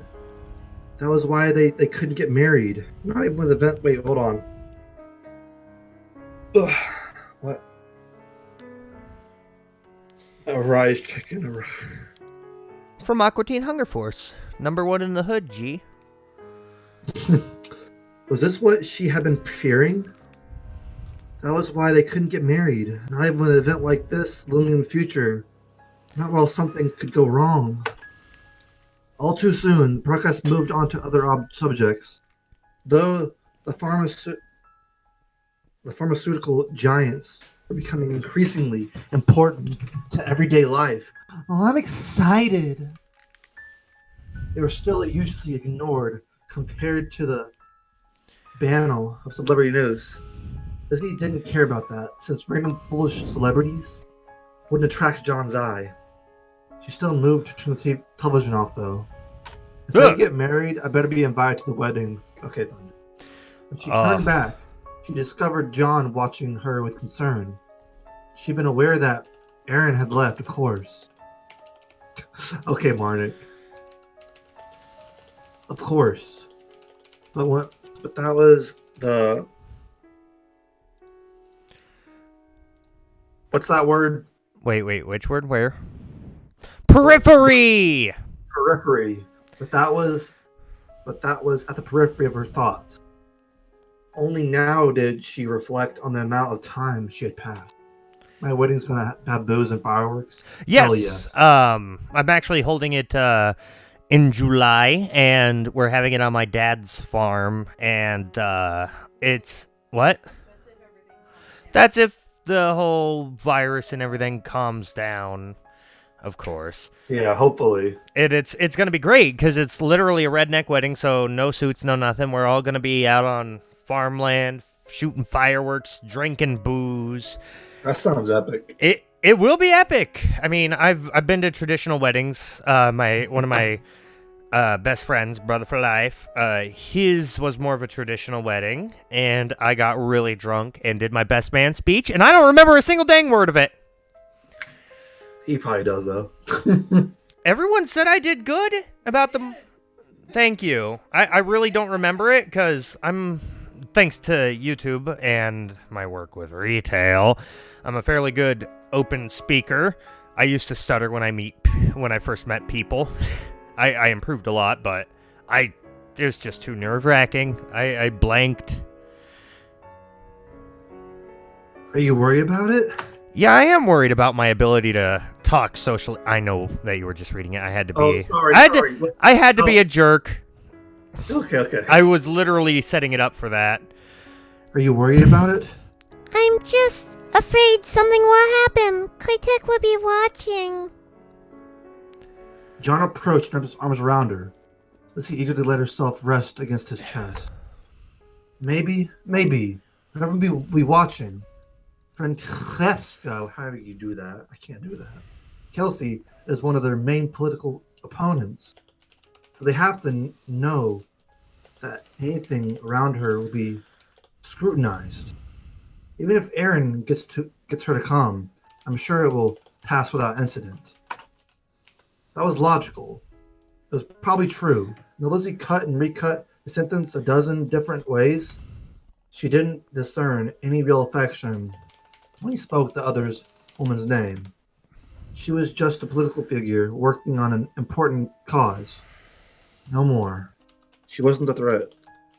I've only been to one wedding, and let me tell you, I've swooned the ladies. I've been to one wedding, too. One was good. Other one, I want it erased from my mind because it's about two people that treated Kayla like crap. Ooh. Yeah. I'm not gonna get into that though. Oh, well, since we're speaking about weddings, I could always show my suit that I wore at my friend's traditional wedding. Where is your Discord server? Where's mine? I can't find it. Can one of my Elder Dragons please drop the Discord link in Discord in the live chat, please, guys? I'm almost certain that I'm joined in it. I'm just blind. Just whenever you join it, just agree to the rules and ask for your color, and you'll have full access. Oh wait, there's your Discord link. I should already be a member of it though. Are you? I should be. I can try adding you. Let's see. Nope. What the? It sent me Not finding to you. a completely different server. So Colby dropped it in the chat for you. Excellent. The one I clicked on, your YouTube didn't work for me, but then again, things be stupid sometime. And beyond the outer rim? Outer rim of the butthole? What's up? Oh dear.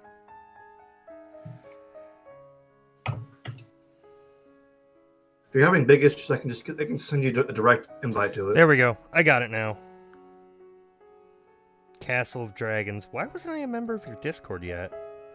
Alright, can one of the welcoming dragons please help glitches into the Discord. Just have him read the rules, choose his color, so you can get full access. Butthole rim kink. Oh, jeez.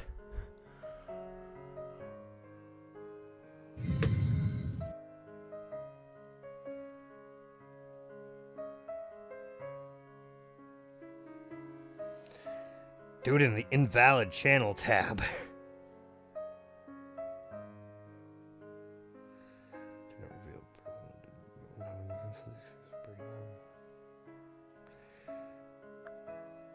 Okay.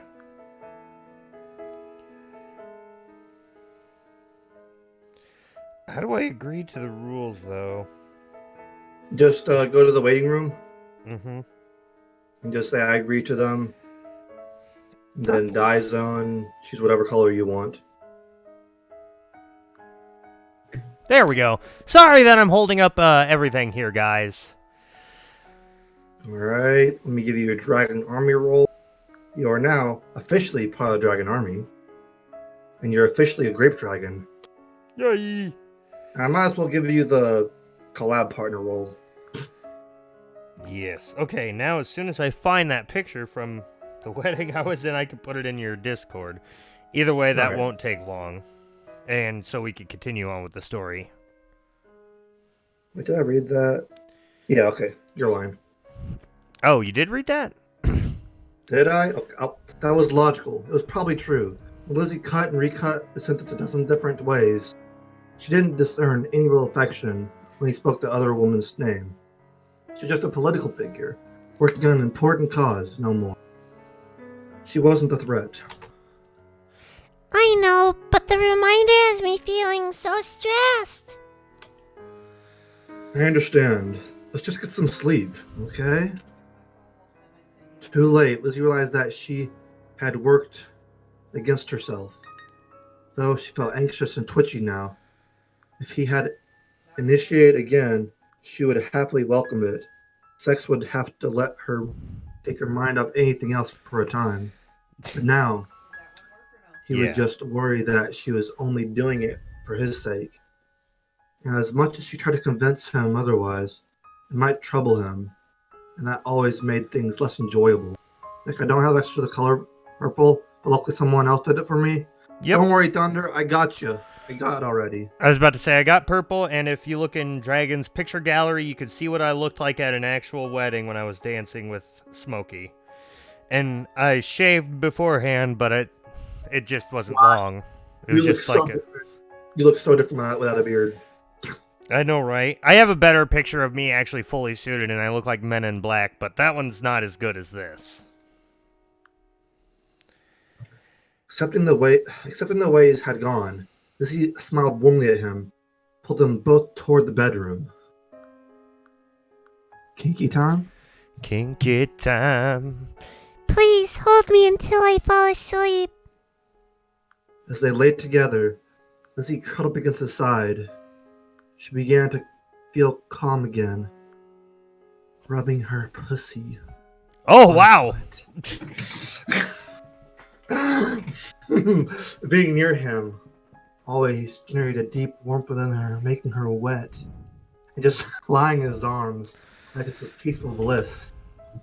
Maybe John had been right not to have sex that night. Her love for him was deathless. But she wasn't as perfect as he deserved. Sometimes her mind wouldn't cooperate, or her past got in the way. What she needed most now was to lie here with him, together. For her, it was just another glorious element of their life together. And as John stroked her hair affectionately, she reminded herself that he was happy. Just to be like this as well. Smiling, Lizzie drifted to the slip. I don't know where my glasses are, Thunder. Dang it. Yes, there we go. There's me looking like Men in Black. They're in my glass.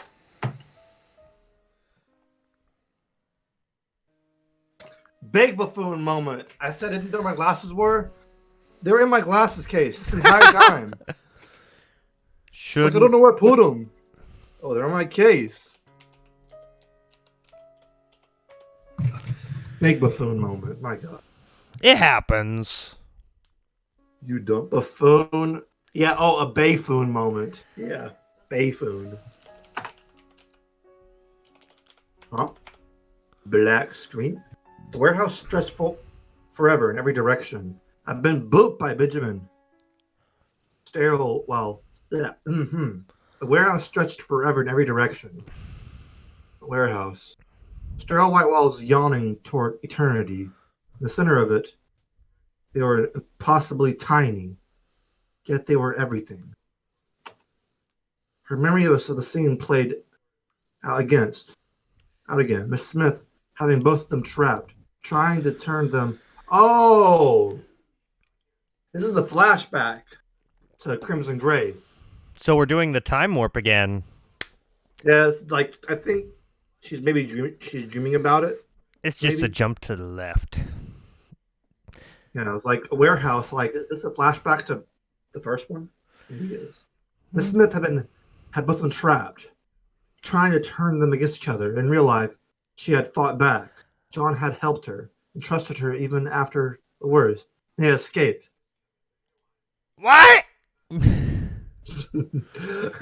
But this time, instead of using an injection, Miss Smith began removing her. Whoa! I know, that's why I said what? Whoa! I started reading ahead. I apologize. Holy crap! But this time, instead of using an injection, Miss Smith began removing her clothes. She cast Lizzie a mocking smile, and then slid into John's lap, pressing herself against his chest. He struggled, but he was bound too tightly to do anything as Lizzie tore out the dream and found herself bolt upright in her bed. She had snapped her knife from its place and held it in front of her, gleaming into the moonlight. Wait, Thunder, do you actually want me to repeat that? Or are you trying to joke just so you can hear my voice? Just so you can hear my sexy voice. You just want to hear it again, don't you? Joke? Alright, okay. I'm pretty sure the joke. It took her a moment to come back to herself, to realize that it had been a dream. John was lying beside her, coming awake as he realized how upset she was. There was no fear in his eyes, but she could see the deep concern there. Move on. Oh, Lizzie, are you alright? I'm fine, John. Just had a bad dream and the ominous music started. She gave him a beaming smile and set the knife aside casually. But her acting wasn't good enough. There were still those lines of concern on his face.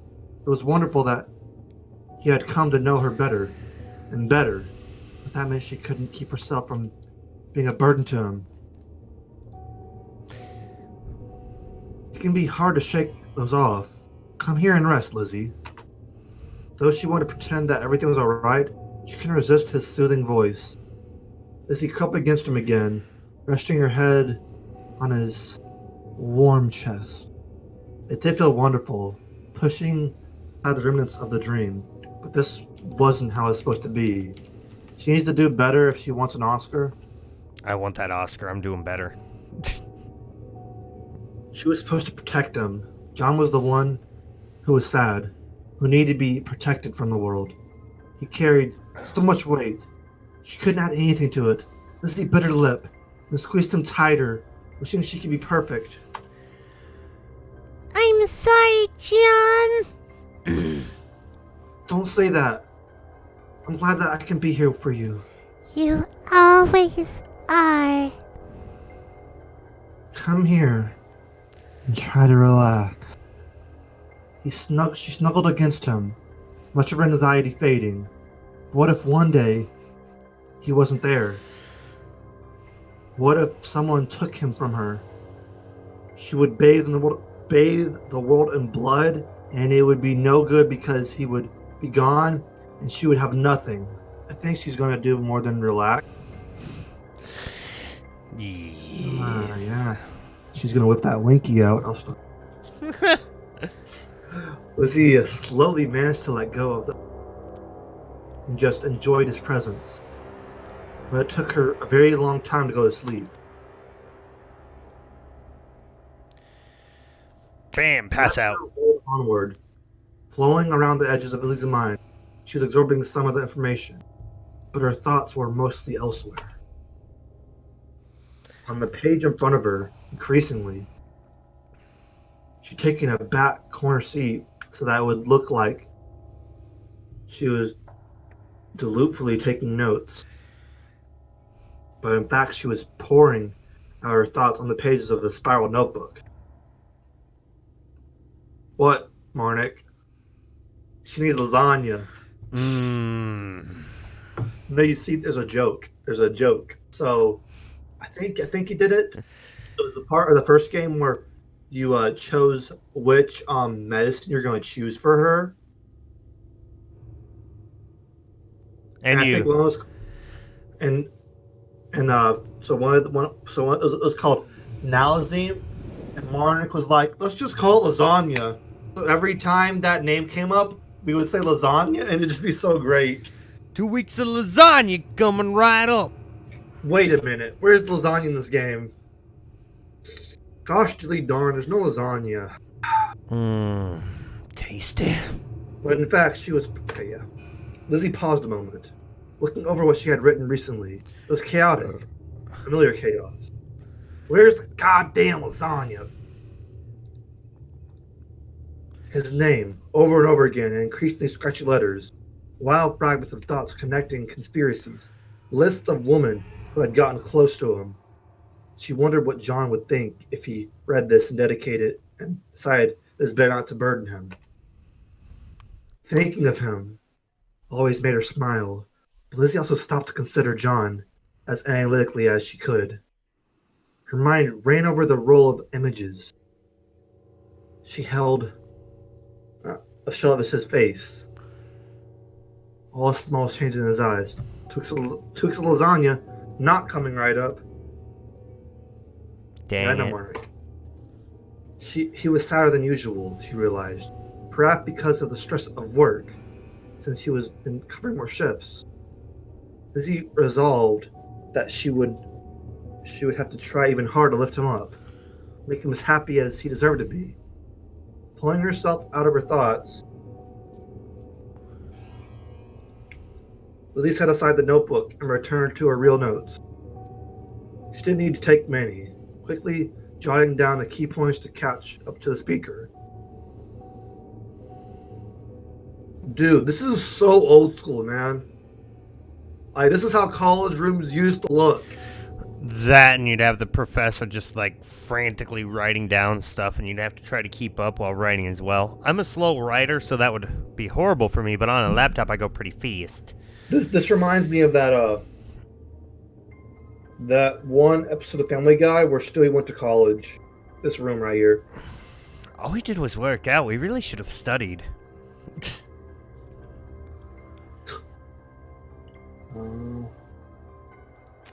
Once she was done, her mind began to wander again. Seeing that the event planning had gone through, you gotta find the first paw print. That's the first clue.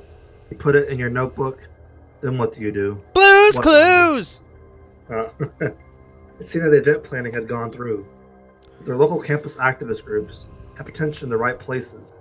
So now Francesca, Kelsey, was going to be speaking in town.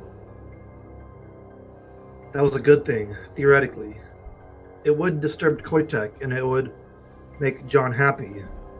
Lizzie had read some of her articles to try to vet her, and Francesca seemed intelligent. Her visit would probably give them nice things to talk about. She was married, too, and had been for 6 years. Everything was fine, so Lizzie didn't object to them getting a little involved in helping to set up the event. Everything was fine. Lizzie absent-mindedly realized that she was gripping her pen tightly and stabbing repeatedly into the side of her notebook, leaving it covered in gouges. Aw.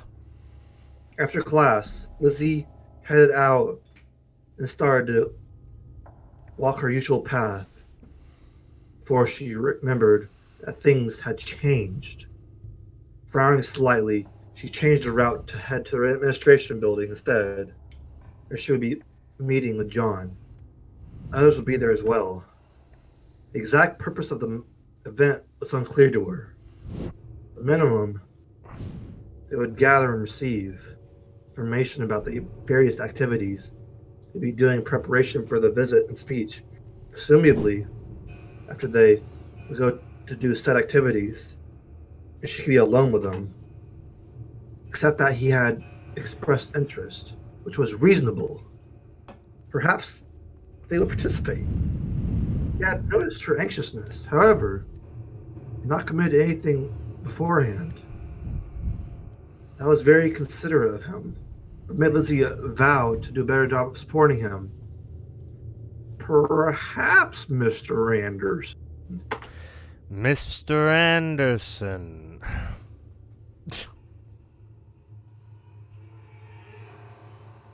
As she entered the building, she saw a crowd of people that had gathered. It appeared to be an ordinary enough college group, likely not a concern, though it would be more difficult to evaluate threats in crowds such as this. She searched through the random people in the way, and was able to find John. Realizing that she was going to be engaged, Lizzie focused on Aaron, who was coming to greet her. And from a Mickey Mouse voice, Oh, yeah, God. Lizzie. Oh, yeah, Lizzie. Oh, no. Gosh, Mickey, you sure are excited today. Yeah. Aaron and two women, young, attractive women their age, wearing clothes that were stylish and extremely suggestive. Not physical threats, but potentially. The thing is, they're not actually dressed like that. Twins, Basil. Those, which is the thing is, they're not dressed like that. That's what Lizzie sees. Yeah, it's unrealistic. Those skirts are both long and short at the same time. It makes no sense to me. Yeah. I'm looking at their faces, I swear. No thunder. I know what you're doing. Get your hand out of your pants. Lizzie gave all of them a brittle smile. Crap, what? Okay. Hey, Lizzie. Good to see you here. Hello? We're just getting organized. But there are a ton of things we need to do. We already printed a bunch of flyers to put up. But we actually got space on one of the big boards. So we need people to help design a poster. And we also... Where's John? over in the corner. We're going to organize after the... Thank you! Lizzie left them. Though she watched Aaron and the others for a moment longer, Aaron seemed to have noticed she wasn't completely happy, which was a problem. Being herself around John had made her sloppy, though Aaron also might be more perceptive than average. Sorry, what'd you say? I was distracted for a minute. Oh, I wonder why. Oh yeah, Thunder, you were just stroking your shaft. She headed through the crowds, searching for John. Part of her knew that the people here were probably decent, given their interest. No, too many of them were just looking for socialization. Maybe. Ooh. Or a cause that might made them feel good about themselves. There were too many of them to judge, and some could possibly be threats. That's a lot of decisions. It really is. Investigate everyone in the room, ignore targets, and find John. Whoa. Gliitchzz, do you see it's changing when you go over them? Oh, it does. I was about to say, when you said ignore targets, I was like, mine says ignore others. Eliminate everyone in the room, ignore targets, and find John. Defend John with knives. Interrogate Aaron for more information. Retreat, gather weapons, and monitor the situation. This is really clever. These options are all fun. I say interrogate Aaron. That's my choice. You know what? I'm pretty good with interrogating Aaron for more information. I am bored. When is the killing happening? Caleb! It happens eventually. It's all about building up to it. Yeah, it's like doing a role play and doing the sex right away. Like, what's the point? Unless you're me. I think the most violent is the most smart. Well, that would be eliminate everyone in the room, but we tried that with the track team and she didn't do it. So if we do that again, she wouldn't do it. Or would she? Boy. I need to satisfy my roleplay kink, Nick. Don't king shame him. So you're good with ask Aaron? Or I'm good with interrogating Aaron. All right. Lizzie's mind raced, reconsidering her best course of action, and then she heard John's voice. In a rush, she realizes how close she had come to making a mistake, one that might have hurt him. She wasn't stable, and think about the fact it didn't help. Lizzie hurried to track him down and draw on his presence. There he was. Lizzie restrained herself, then she simply skipped to him, taking his arm like a normal girlfriend would do. Her fingers dug into his arms, harder than she intended, as he gave her a look of concern. She was being either the good cop or bad cop. True. Yes, I have, Dr. Nooby Noob. How you doing? How's it going? Hey, baby. Sorry I'm late. She beamed at John to reassure him that everything was all right, then also beamed at the nearby people, not likely any threats. But she beamed hard at them anyway. Ash just finished organizing all the different tasks. Aaron is better at drawing people together than organizing details, you know? Haha, that's a trap. Some girl laughed necessarily loudly at his observation, prompting Lizzie's full attention to zero in on her. Slight pupil dilation, no visible flushing, heart rate slightly above average. Was that flirting? Was she trying to steal him away from her? But we haven't assigned any tasks yet. What do you think, Lizzie? Do you want to help? Or do you have too much to do at home? It was an obvious lifeline for her if she was too stressed. Lizzie loved him for it. Of course she would trust her John. He would always be true to her. I might have to go. We need other help I can get. The girl's gaze... That voice is so great. The girl's gaze turned from John, too deliberately. A ruse? Arouse? I'll stop. And toward Lizzie, she gave a smile that touched the corners of her eyes, indicating that it was authentic. But though Lizzie automatically mirrored it, she felt only a cold hollowness. I was actually hoping you could help us put up flyers. I've seen you around campus. You're super fast. What game did she have in mind with such flattery? Lizzie failed to see the advantage the girl gained, but she disliked the situation all the same. Still, there were a wide variety of different tasks available, and not all of them would leave John vulnerable. She had delayed too long in answering, leaving an uncomfortable pause. Maybe she wants to play some Monopoly. Maybe Thunder. This is so great. It is, Archon. This is great. For a long time since social skills were failed her like that. Worse, it was causing him stress, which was unacceptable. Lizzie pretended to be looking over the organized sheet to buy herself a little time. Baby? His voice sounded slightly pained, which broke Lizzie's heart. She couldn't add to his depression. She couldn't. The idea of participating wasn't unpleasant, but it would be so much calmer and more wonderful alone at home. As he looked up, smiled, and made a decision. Ooh. All right, these don't change. All right, don't participate. Aww. Let him participate, but keep him safe. Take care of it for him. Participate together. I like that last one. I was about to say, together would be the nicest one. Thunder, did you actually get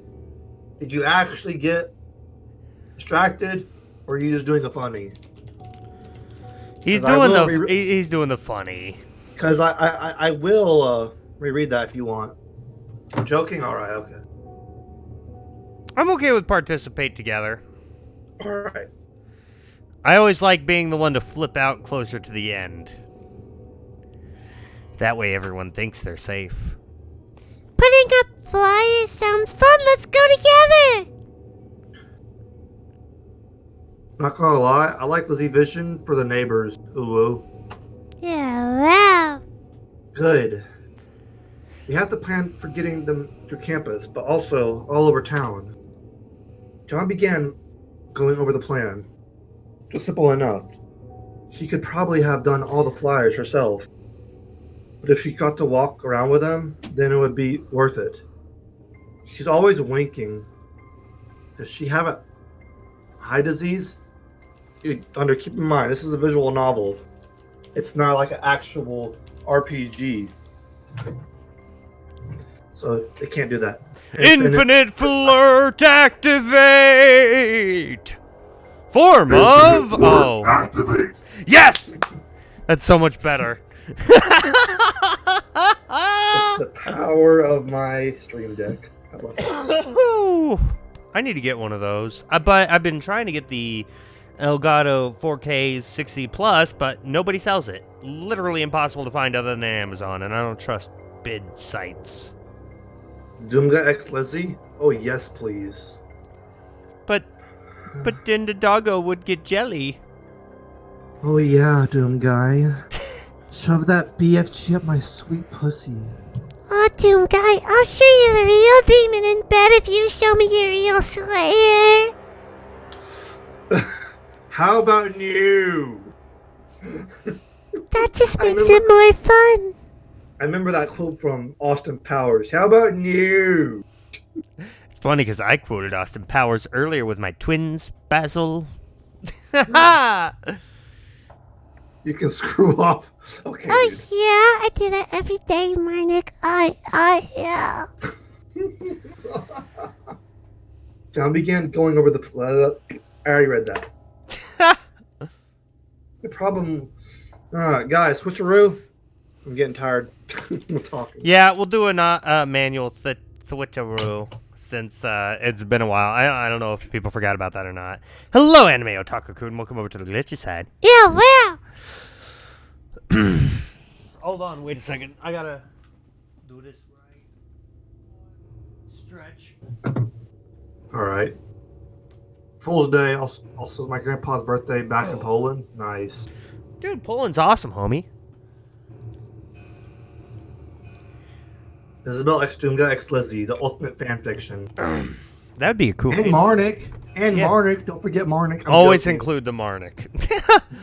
Marnik, I'm joking. Marnik, I'm joking. The problem was that so many other people were involved.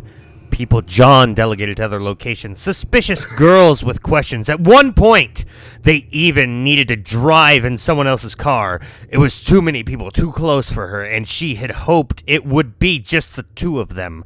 But as they worked, John was often smiling. The whole social environment, working together with people toward the same cause, seemed to make him happy. That was good. And he saved his brightest smiles for her, never getting too close to any of the other girls. It was fine.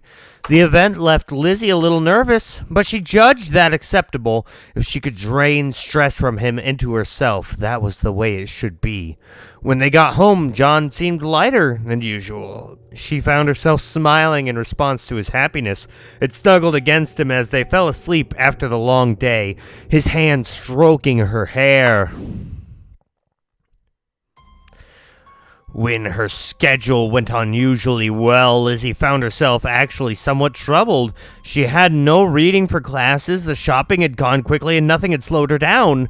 That meant that she had a surprising amount of extra time on the one night John needed to work late at the library. For a little while, she busied herself tidying up the house and cleaning her knives, but she found herself anxious. It was no serious premonition, just an uncomfortable feeling. She was glad to have him in her mind, and she was sure she would soon find his song again, but she also wanted him in the flesh. Oh, I'm sorry if I'm reading too fast, Thunderwing. I tend to go by how I feel the emotion is going, so I'll slow down during, like, Wow, it's hard to describe. I slow down during more dramatic parts, but when people start getting, like, frustrated or stuff like that, like Lizzie is, then I'll start to speed up and sound more anxious. Oh, the writing. Ooh. Okay, Thunderwing. I'm good then. Yes. Yeah, you're good. Like she was, like, being fast. Yeah, you're good, Gliitchzz. She's... Thank you.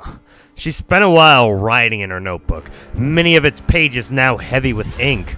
Mostly plans for worst-case scenarios if something happened during Francesca's visit and she needed to protect John. But that couldn't hold her attention for long. This was a bad night to be home alone. After chewing on one knuckle for a while, Lizzie decided that she should just go visit John at the library. She padded across the campus, noting how different it was at night. The normal dorms were still bright and would become progressively louder as the students started to party. A few were ambling further, likely drunk or stoned. They had been invited a time or two, but for the most part... What was that?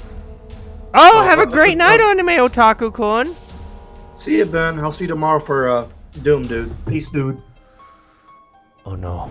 Kevin MacLeod's music. Wait. Isn't that... I don't even know. That's just music on there. Home Alone. Who is she, Kevin? Oh, no. All the grapes, all the murder. They had been invited a time or two, but for the most part, she and John didn't have connections to those crowds. Being together and off campus, even just slightly off campus, set them apart from the other students. Normally, Lizzie never gave the subject a second thought. Now she found herself resenting their happiness. All of them wasting their time so carelessly while he was working alone and probably depressed. If she urged him to take fewer shifts, he would. Lizzie knew that. But as much as she wanted more of him, she didn't want to unfairly force him to do that. If John thought the extra work was necessary, then he was probably right. Still, Lizzie's eyes briefly flickered to a couple sprawled over one another in the grass. Neither a threat. They were pulling at their clothes, though, and well past the point of just making out. Before they finished college, she wanted a moment like that.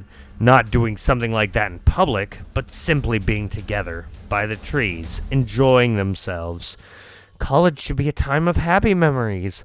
Light years between the drama of their meeting and the difficulties of adulthood. She wanted something she could remember forever, maybe capture in a picture. Yet right now, everything was so complicated. Lizzie frowned and looked away, increasing her pace. It wasn't fair.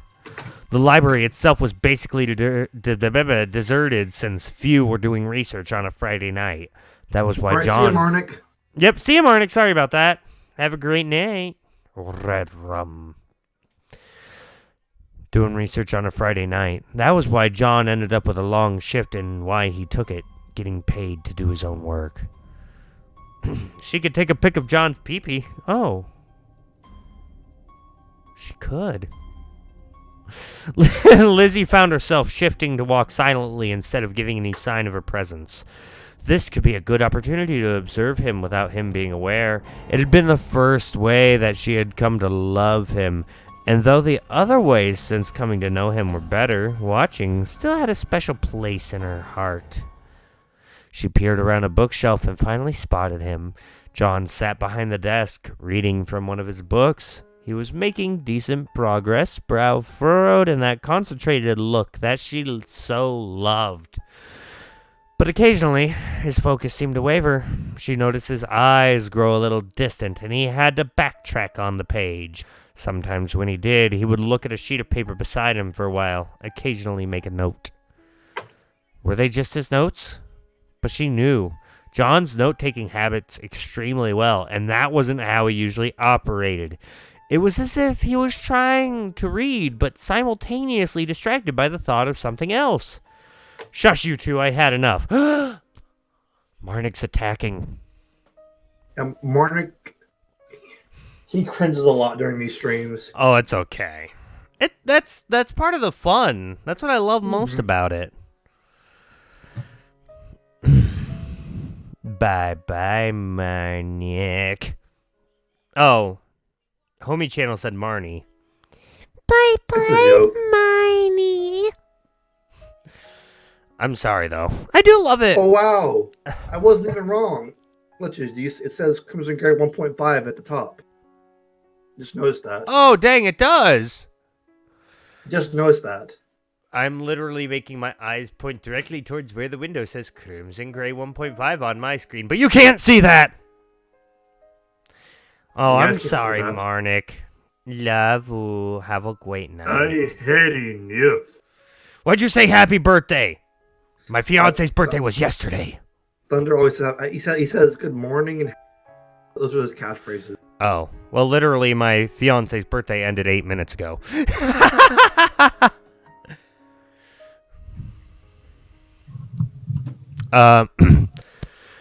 What could it possibly be? Her mind imagined that it was some kind of love. Get April fooled. It's not your birthday.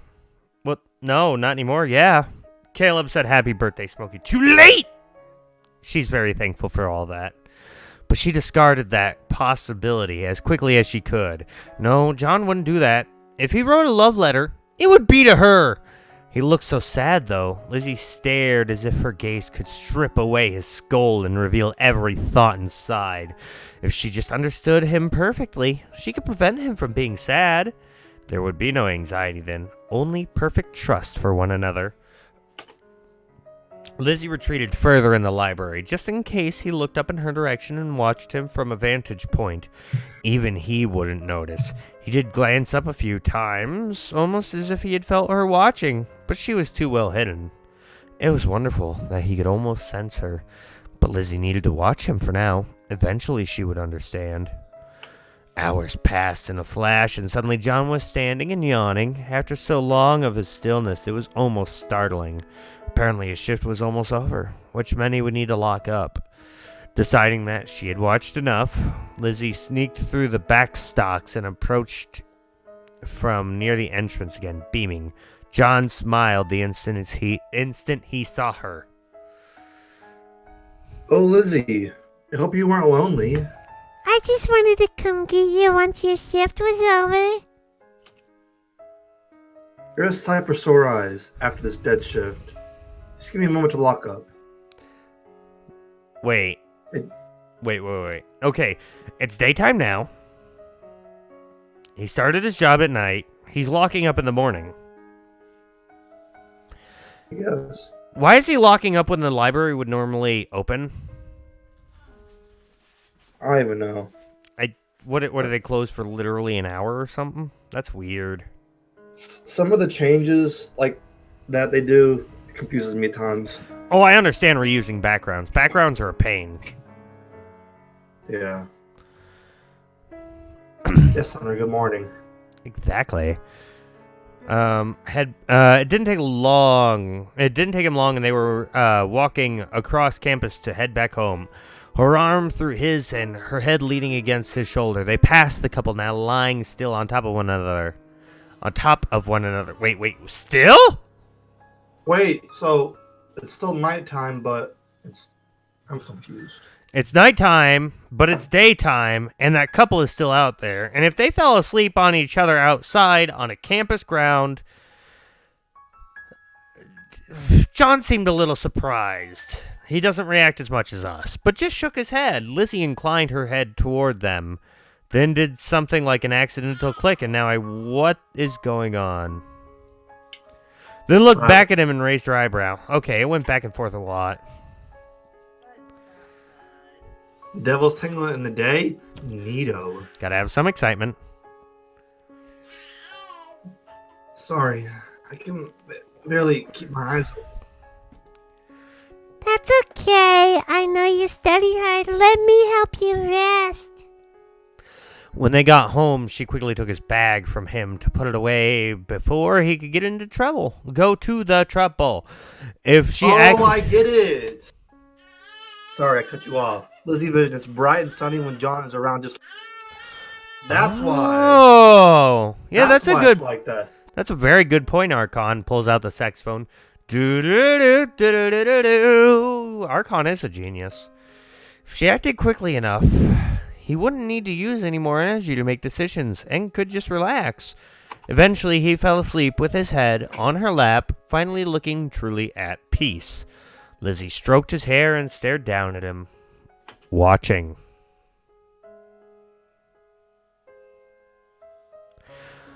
Life proceeded normally enough. A significant part of the campus was busy preparing for the arrival, but there were even more people who didn't know or didn't care. But it mattered to John, so it mattered to Lizzie. Okay, I know we had a break like an hour ago, but I need another one. Like, I was chug-a-lugging, and it is going through me. You all good with that? You all good with taking another quick break? Sure. Okay. Sorry about that. All good, dude. That's what happens when you drink. Don't drink. Oh, good. I'm just knocking everything over. So, what are you guys thinking so far?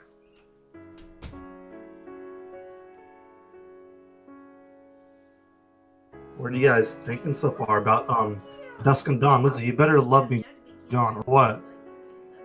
I'll make you go wham. Oh, that's lovely. That's lovely. That is lovely, Tom. That is lovely.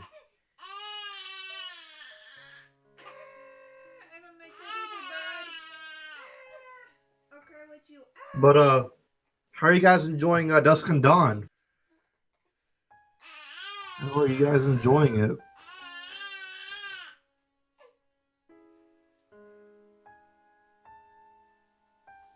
Dusk and Dawn is amazing, in my opinion. But I'm liking it.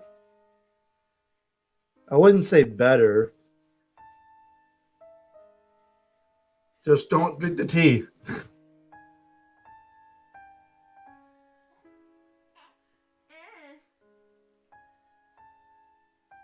It is cringy.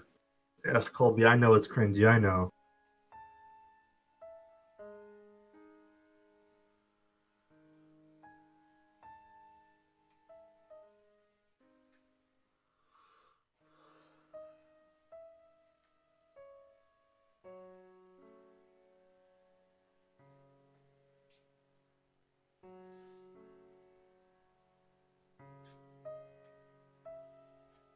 Wow. Really like how it's perspective now? Yeah, same here. Same. I like that perspective now.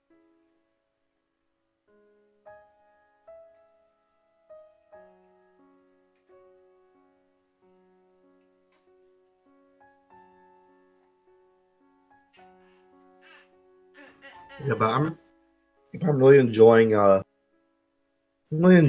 Dusk and Dawn's unfolding.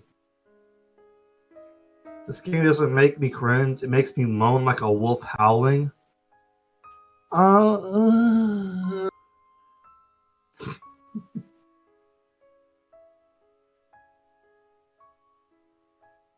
Hey guys, Dragon After Dark.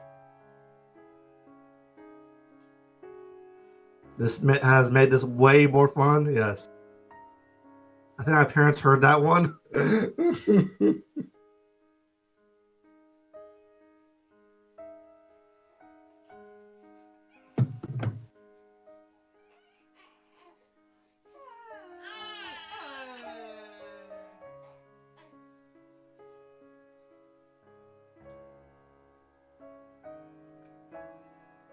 BRB, alright, D.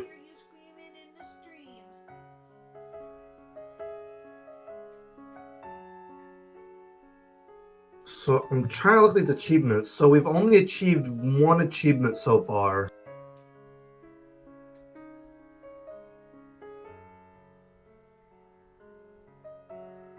I wonder if we're going to get another achievement.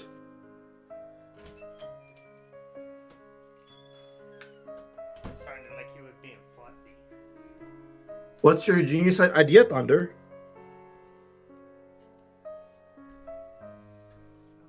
I didn't do nothing.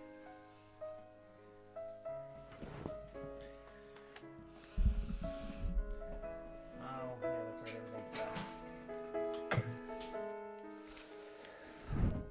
What's the most genius idea, Thunderwing? I need to know now. I need to know so much that I interrupted Dragongaming. What is it? I need to know.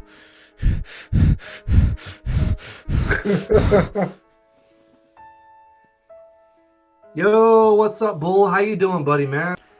Hello, non-filtered comedy and gaming. I actually like his name. You scared me. He always does that. I love that.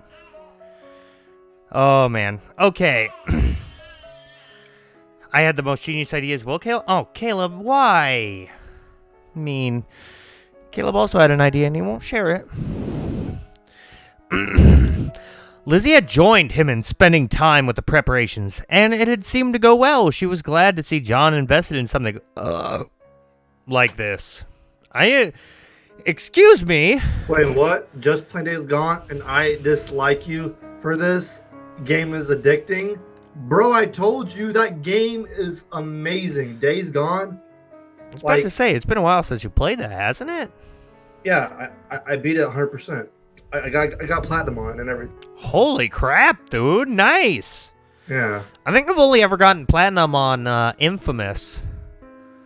Oh, that was a great game. Oh! But yeah, man. Days Gone is a quality game, but it's not, like, comparing it to other PS4 exclusives, it's not as good as, like, Spider-Man, God of War, Persona 5, but it holds a special place in my heart. I enjoy that game. I'm going to be calling people out other names and add an IE at the end like Marnie. That is amazing. All right. Let's go. Oh, drinking that mix straight from the bottle. Margarita mix. Ooh, Heartburn Central soon. Right, Bull? That's why I enjoyed it.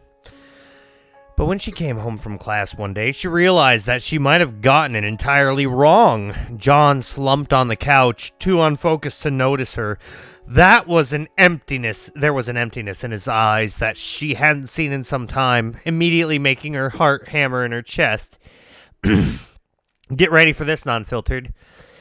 John, are you okay? Is something wrong? I'm just a little tired. Not a problem or anything. Yeah. There's not a problem or anything. Of course there's a problem if you're not feeling okay. You don't have to pretend to smile for me, John. It's okay to be sad sometimes. That face. That look. Thank you, Lizzie. Nothing specific. I'm just having a bad day. Because you had a bad day, you're taking one down. Just stay right there and don't worry about anything. She skipped closer and gave him a quick hug and kiss, but didn't try to press. Instead, she moved on into the kitchen, getting something simmering. When John was depressed, he didn't want to eat. She had learned that trying to force it could turn bad, but the smell would slowly get through to him. While doing her work, Lizzie headed into their bathroom and counted his depression medication. It didn't seem like he had forgotten, or that he had taken more than usual, which was good. But though his medication helped, it couldn't make his life perfect. There had been a time when she had desperately hoped that she could do that.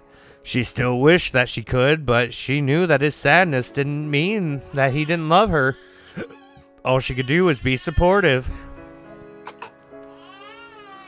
When she came back out, he had slumped back further. but she saw a bit more relaxation in his posture. Suddenly, her heart ached with love for him, so intense that she had to support herself on the doorframe. She didn't deserve him. He was always so supportive, so kind, even when it cost him. It was easy to just bask in his presence, to see him as a shining paragon. But her John was human, had limited resources.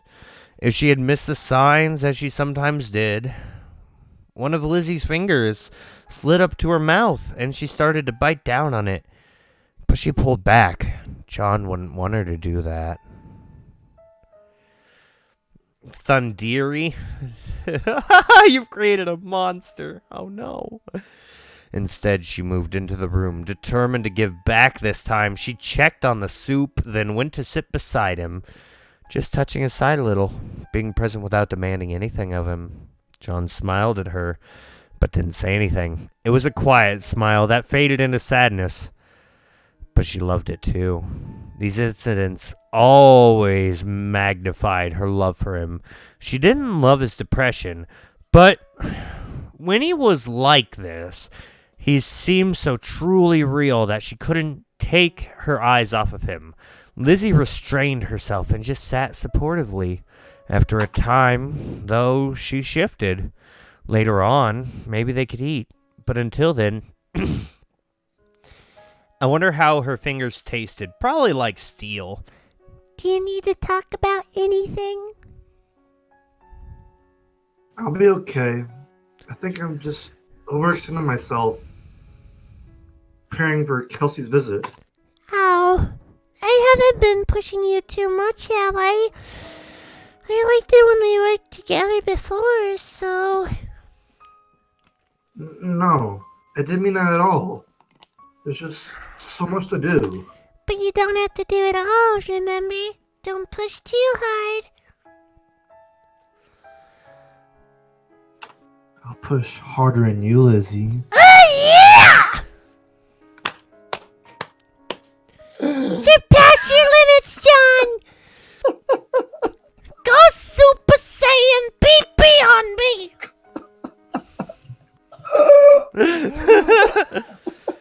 Unfortunately, the Dragon Ball reference wouldn't work as... Oh yeah, John! Go beyond! Plus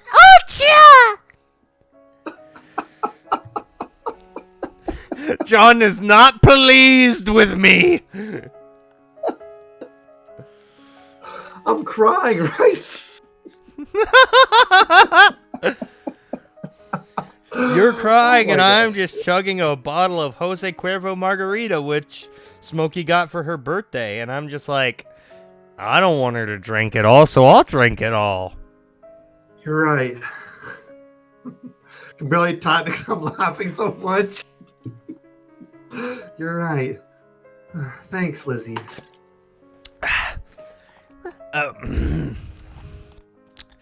Lizzie thought that their conversation had gone well, but she was plagued by doubt. She hadn't noticed this depression incoming, hadn't been able to prevent it. She began going over every interaction in minute detail, wondering where she had neglected something. Lizzie realized that she needed to get out of her head. If she let herself keep thinking that way, she would end up spending the evening developing elaborate plans to kill someone. Or kidnap John to safety. She needed to do something. But what? Be quietly supportive. I was about to say, I don't like talking about issues. Oh, my real life is seeping over into this. I would love... Sorry, I was reading comments on your page. You should be a voice actor, Gliitchzz. You really should. I would love to. About the biggest and easiest way that I know of to get a start into it is by going through Fiverr. And I think it's Fiverr. There's actually a YouTuber who goes on to these voice acting websites, and he is a professional voice actor, and he goes on doing joke voice acting. And he's like, I know it seems mean doing these joke voices, but if people legitimately ask me to do it, I will do it in that voice. And he does. Wait, I have an idea for that Archon. I gotta stand up for this. Hold up. Make sure I look good in the webcam. Oh, shoot. Ding dang doodly. Is it good? Way to go, Lizzie. The power of youth is with you. My gosh, man, you have some hairy arms. That's all I gotta say on that.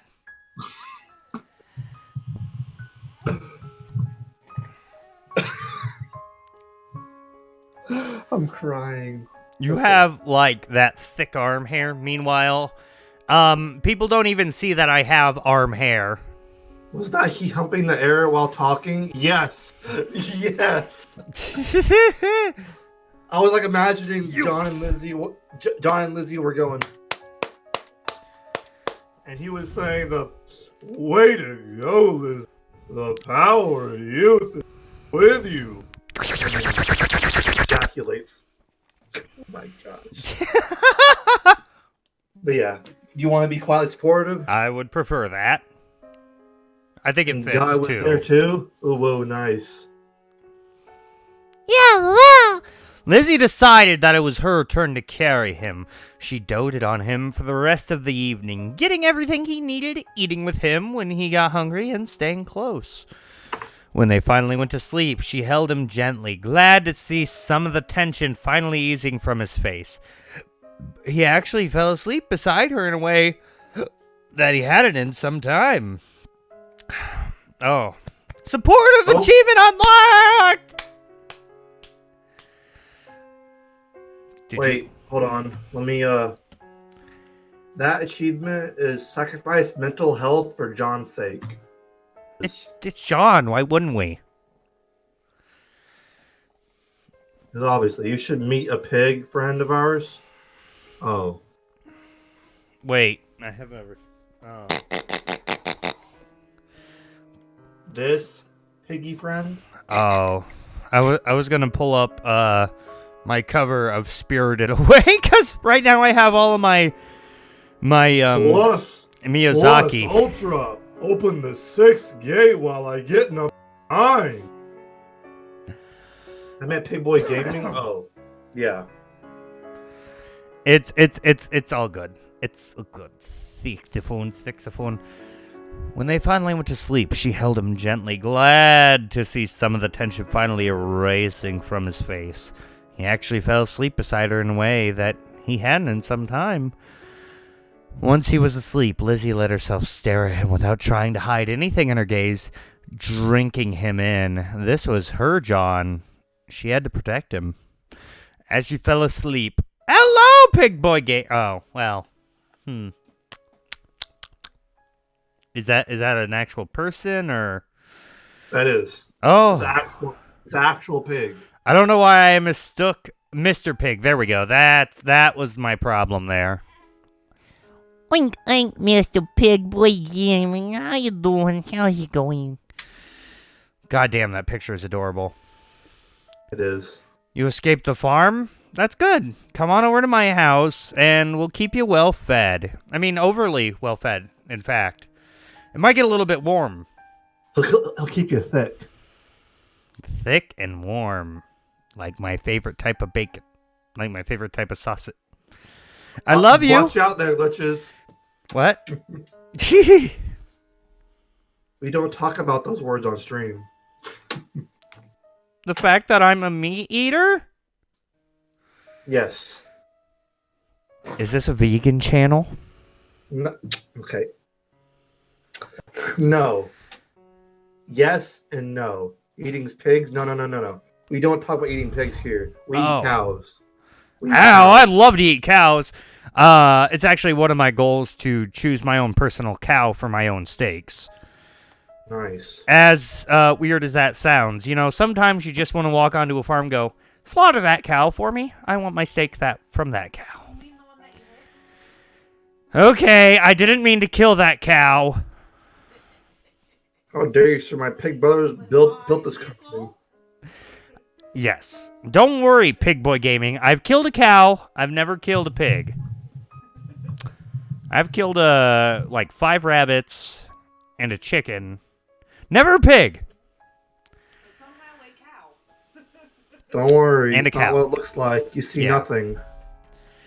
But yeah, All if you're ever driving in a rural area at night and your lights just seem to magically lift upwards, that means a solid black cow is on the road, and that means you're about to hit it, like I did. Oof. Oh, yeah. How much damage does a cow make? Cows make utter destruction. I mean, surprisingly enough, our car held pretty well, but then again, it was also part of my expert driving. Hey, no, the pig machine in the Minecraft realm is literally pooping out pigs that are on fire. That's a different thing, Caleb. Those aren't real pigs. As she fell asleep, Lizzie settled on another thought.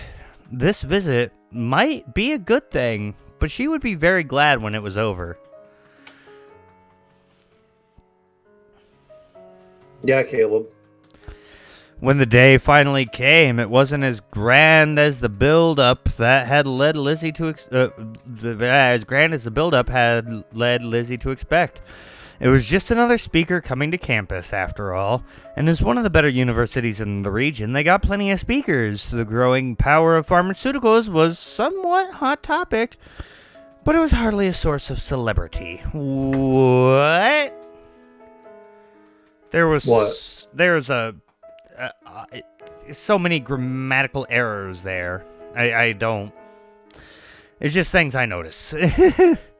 Yeah, I see it too. Like her capitalization, commas are all over the place at times. I mean, I don't care as much about capitalization and punctuation. The big thing that always irks me is sentence structure. And like the biggest one, easiest one, but it was hardly a source of celebrity. It's as if there was a mistranslation. Yeah. Her expectations had been... Otherwise, it's good. Her expectations had been tempered by John's attitude, though. Aaron and some of the other organizers were exhilarated, as if a visit from a guest speaker would change everything. But as usual, he was more reserved. It was one of the things that made his love for her so special, and she loved it as a part of him. This pig is on fire! The low-key nature of the entire thing did a lot to calm her anxiety. Though Lizzie had filled many pages of her notebook with plans in the event of an attack. But given that this was one stop on a long speaking tour, it seemed less likely that Goitek would actually try anything. McSwitch! Alright, McSwitch. Archon. That was genius. McSwitch. See you later, John Guada. I have to get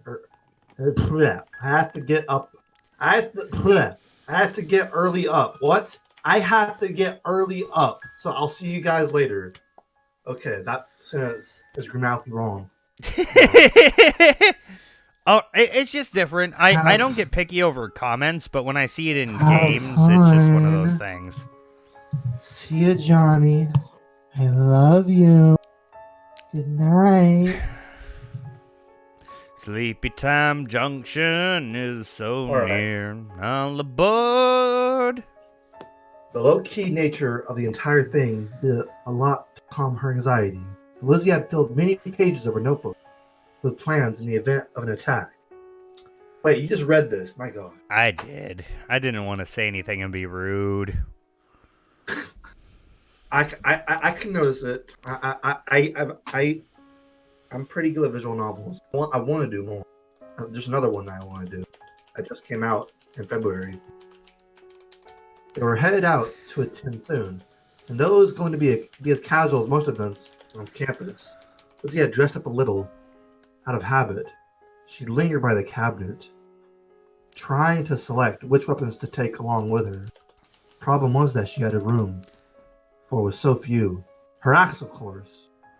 Knives were always a problem. Ready to go, Lizzie? Almost, John. Just let me pick a knife and I'll be with you. He leaned against the nearby wall, watching her thoroughly as she chose. After a moment, he spoke slowly. I'm just wondering, would you be happy if Kelsey managed to destroy Koitek somehow? Of course, it's a terrible company. It gave you that awful dragon and tried to take us apart.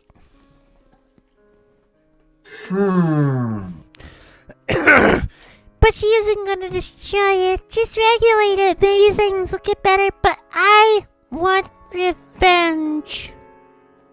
More revenge? She already got revenge. She killed like 10 people in that warehouse. It's never enough. No, it's never enough. I meant destroy in a metaphorical sense. It's made in corporation. You're more thinking of leveling it to the ground? Blood and flames! Oh, Lord. I love Lizzie. Lizzie answered happily and finally picked a slender knife. A good balance of range. Heavy enough to be durable, but thin enough to augment her axe with stabbing potential. She set it into its place and turned to him. Also, guys, for people, regulars, our stream did not freeze at 12:57, so GG's. True. It always freezes at that time. It didn't today. It's because my time zone's in here as well. Ha ha! Nice. Stupid joke. Oh. Set it into place and turn it down. But I don't mind things like this. Anything that leaks against them is good. And though I don't want you to hurt yourself, I'm happy that you care about this so much. Lizzie has a real axe to grind with those people. They haven't got the point yet. Yeah, well. But if there's some way to leave them intact, but ensure they never bother us again, I take it, of course. You're the most important thing. she leaned forward to give him a kiss, letting this one linger. It might be their last until a serious event was over, so she wanted to enjoy it. Not that she minded waiting. It made the next kiss when they came together again all the sweeter. Gliitchzz, can you read my weapon comment with that voice? Excellent. I'm glad you saw that. Which weapon should I take today? Brrrr. Oh, the chainsaw! Oh, the chainsaw, that's wonderful. I just oiled it yesterday. Brrr, brrr, brrr.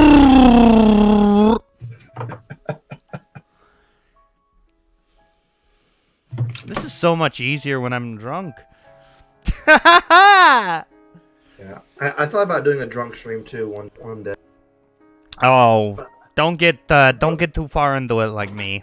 Yeah, but I'll probably get unfiltered and yeah.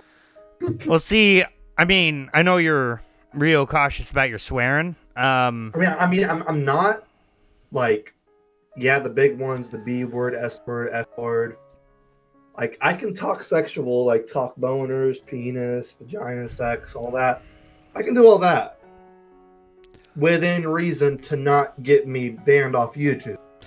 Yes, and but I just can't swear a storm up. Yeah, I was nervous about that at first, and then I had a stream where I decided to just swear like crazy to test it. It's green. It's green monetization. Would it with the blood of your neighbors, maybe? Oh my gosh. I honestly don't understand YouTube's guidance system on it. I waited 5 minutes and then I just swore up a storm just to see what would happen, and it came out fine. I would remain cautious if I was you. I'm just well, I'm sure. So take that, but make it very in depth sexually. I'm sure they would. Oh yeah, definitely. like YouTube does not give a crap about swears, but if you get too in depth with sex scenes, yeah, they're gonna say something about that. Oh yeah, definitely. I see what you mean by that now. Oh yeah, Thunder. The N word would get you off YouTube in a heartbeat. I hate that word, and like I've had so many people that come on and say it's just a word, and I am against censorship, but that is like the one word that I will censor just because I am in no place to talk about that word. Also, the other F word? Futanari? Oh, I said it. I was about to say, that doesn't sound like a bad word. That sounded like a good word. Your little hidden fetishes! The other F word. So not the... How's it not word. Futanari? I'm trying to think. Whatever, alright. She leaned for... No. Yes, you're right. That word is banned here. Oh. She leaned forward to give him a kiss, letting his... I already read this. Yeah, oh, I was about to say. Don't say birds aren't real. Oh yeah, some things get my hammer going. Yep. Drafts. I just wanted to say that you're the most important thing to me, too. Sorry if I seem preoccupied by all this. That one that someone said yesterday on my stream? Oh, the one that is about gay people. Yeah. Oh. Yeah, I know what you mean now. That's a stupid word. And it also means cigarette in Europe. No, it's fine. I like to see you focus on things you love. Well, I don't take you for granted. I hope I never do. Oh, Chan, if you keep talking like that, we won't make it to the event. Hello, I want that to happen. He chuckled and offered her his arm, which she gladly accepted. Then it headed out to the hall to hear the speech. Miss Kelsey. Achievement. So that's 3 out of 9 achievements. Oh, no. So I think in this game, there's only 2 endings, or 3. There's a true ending, there's that ending. I love games that have multiple endings. So do I, especially when they're moral choice ones. Yeah. Mainly I'm out because of I water. am the evilest of evil. They arrived and found the hall surprisingly full. Almost enough to make her wish to arrive earlier, but it would be fine. Aaron waved to them from near the front, but those seats were already full, so they took ones back near the back. It's good to see our work wasn't wasted, at least. Lots of people seemed interested. Lots of people from the community, too. Doesn't surprise me. Koitek may not have direct presence here, but they manufacture so many drugs people have to know about them. Lizzie reached out his hand. Lizzie reached out to hold his hand while they waited for things to get started. He took it and chatted casually with her until it's finally time. I didn't have to fake sleep to stream. Epic. Yeah, he has to fake sleep so his mom doesn't get to Oh, I see. Yeah, that's a fair point. I've had a lot of people that have to do that stuff too. After some awkward testing at the mic and a squeal of feedback. What? You mean, that's gonna take too much effort. Eh? Or, hold on. Let me go ahead and show window. What's the voice? I have it somewhere. Can here. Whoa. That. Afterwards, can we go to the fair and get Cheerios? Or better yet, Switcher Ooze? Oh, we're switching? Yeah. Wait, Go Archon, ahead. is that a switch or... I don't know. That's a good question. Either way, just finish the page you're on, and then by then he should have it answered. After some awkward testing at the mic and a spiel of feedback, the dean managed to quiet people down. Though he gave an introduction to Francesca Kelsey, Lizzie wasn't able to focus on it. She already knew the information, and it was essentially just a formality anyway. He said yeah. Okay. Just a formality anyway. More importantly, Lizzie looked for the woman herself and found her seated near the front. She looked like her pictures. Nothing out of the ordinary, but Lizzie shifted her gaze between her and the exits, just to be sure. When Francesca Kelsey took the stage, Lizzie surreptitiously shot a glance at John. But she had been wrong to worry. He had shifted to his purely focused mode, interested only in what she had to say. Wait, Thunder, you're already re-switching? Wait. Are we really going to do this? I mean, either way, I just got the... you guys have the power to do that. True, and I just got the Francesca, so you don't have to worry. I gotta read her line. Hold on. I got an idea. I just wanted to do a song. Oh. Okay. Keep going. I mean, I'm just saying, you guys have the power. Like, we could read one page and you could say switch. You had the power to do that. Oh. The green name. Oh, where's the green name? Am I not on live chat anymore? No, I am. What? I got the power. Oh, guys, look, Francesca Kelsey's a member. I'm joking. Oh, I see what you say now. On my first day of work at the FTCA, my supervisor said I should look for another job because the organization would have been needed it for long. Worms 2020 was announced. Ooh, that's awesome, newbie noob. New member hype. Let me see. So that switch was a joke, so then still me. Okay. She was a good speaker, though. Her speech had the feeling of one that had been repeated a huge number of times. It had an air of authenticity, but it was practiced authenticity. Lizzie could only focus on it in the background anyway. While listening idly, Lizzie came to a realization, something she had never said to John, probably something she should discuss with him. She squirmed a little in her seat, wondering what thoughts he might have about it, but she couldn't interrupt. Some people might have said that Koitek created her with their ill-advised experiments when Abby was pregnant. Lizzie had never felt that way until now, had not reflected on that fact. Now she understood why. Oh, God. The experiment might have made her different from other girls, but Lizzie didn't care about that. What mattered to her was the person she was now, shaped by her years growing up. And more importantly, shaped by John. Her world had felt so hollow and empty, and then, when she had found him, she had been monomaniacal in her focus on him. Why did I go with Lee? What? But he had opened up a new world of possibilities for her.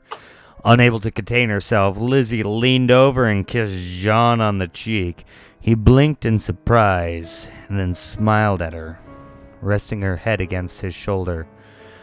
Lizzie let her focus drift back to the speech for a moment. The industry's lobbyists would have you believe that their self-regulation has been and will continue to be effective. The primary example is that it's always brought up in how the thalidomide was kept out of the United States, and so many children were spared birth defects.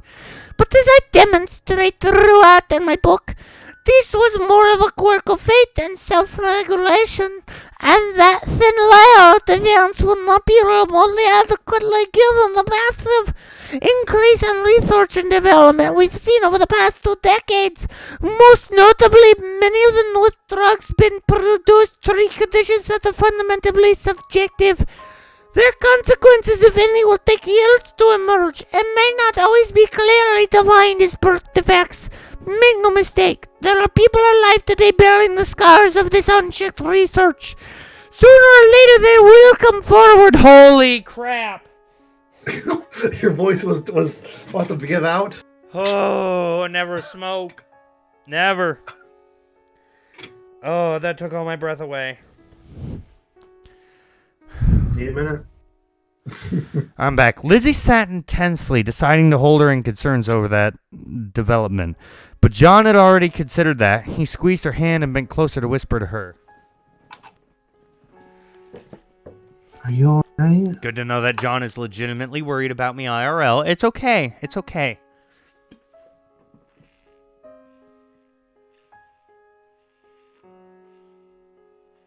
good? Oh, yeah. Here, I'll redo that. I mean, I just, if you looked over at my stream, you would have seen something just terrifying. Oh, okay. I caught my breath and was thirsty, so then I took the margarita mix and just, like, slugged a very large amount, actually. Are you alright? Just some heartburn. John, would you want to slap me? What? Slap me? What? King? No! No, that wasn't a Freudian slip. This is... No! John, would you want to slap me? What? Oh, Johnny boy. Want me to step forward and do that? No. Yeah, well, kinky time. I had to say Archon, you rule. 'Cause everyone wants to give me the Oscar. Slap me harder. It's kind of rude giving me Oscar the Grouch from Sesame Street. I didn't even grow up on the streets, yo. And he's green, and I'm Alabaster Peach, and he's just gonna peach shame me. Because I main her in Smash sometimes. That's called getting off topic, folks. His answer came immediately. Lizzie was a little surprised, and John seemed to have taken himself aback. But a moment later, he smiled. No. You matter more to me than all this.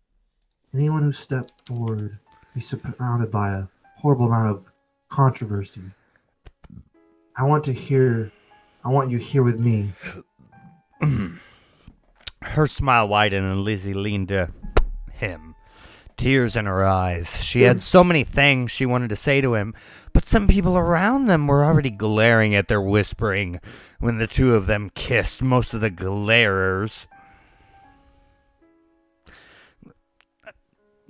people glaring rolled their eyes and turned away. Oh, that one almost got me into a rant. Oh, boy. Thank you very much for that Kinky Time clip, Caleb. Wow. The speech ended with Francesca's usual conclusion. The FDCA was toothless compared to the pharmaceutical giants, and the world needed a far more comprehensive set of regulations. Part of Lizzie's mind acknowledged that as true, but it seemed a very distant and clinical thought compared to the warmth inside her. Actually, that's true. Pharmaceuticals are kind of, they're really shady. They overcharge for everything. Yeah. And then that is not just them. It's working with the insurance companies as well, because if you don't get this insurance, well, you're going to have to pay full price for this drug. No matter what, they make huge amounts of money. It's kinky time. It's kinky time. Come on, grab your friends. We're all going off and watch some videos. For some reason, my yawn turned into a moan. Ooh, kinky. I mean, they are similar. After the speech... Oh, you were trying to go... but you're going to go... I actually yawned very quietly, so... Yawn kink? Oh my gosh. Thunderwing, I should introduce you to my friend Blood. He goes out of his way to make his yawns extra loud just to upset me. I don't know why. Apparently it's some sort of mental auditory disorder where things like scraping of forks on plates and other such weird noises can cause your brain really to start firing off things. I don't know, it's weird. Well, of course you yawned if you're tired. That's funny. Yawning has a long history, but we'll go after that. After the speech, the floor was open to questions, which drew their attention away from each other. This was the part John was most interested in, after all, and Lizzie agreed with him that they were most likely to hear new information during this part. The first person to get to the mic asked a boring, generic question about what students could do in the face of giant companies. She also had a flirtatious walk, so Lizzie scowled at her for both reasons. Soon, though, Aaron was at the mic to ask his question. Aaron. Oh Aaron! Wait. Oh, Before you, tell me about the bed. I'm very curious. So in my Discord, we made this voice channel. It's gonna be called the AFK channel. But Archon named it Thunder's AFK bed. And when that, because Thunder's known to fall asleep on stream. So whenever he falls asleep, we tuck him into his AFK bed. Aw, that's sweet. I just think it's funny. Back before I even had triple digits, I streamed Walking Dead. And I fell asleep during it, but I didn't have a face cam. There's literally an hour and a half on the internet of me going...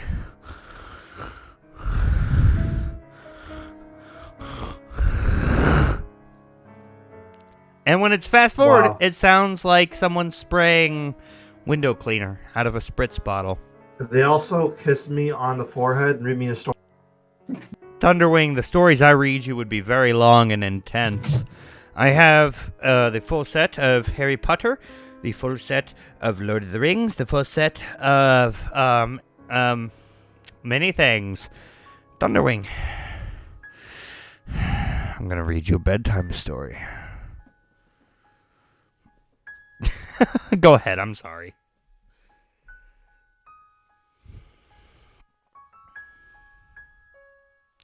We going? Hey, Ron, I said I'm sorry. You'll read it off or you in trouble. Hey, Ron, I'll send you to Osak Hennessy. Reference to Key and Peele.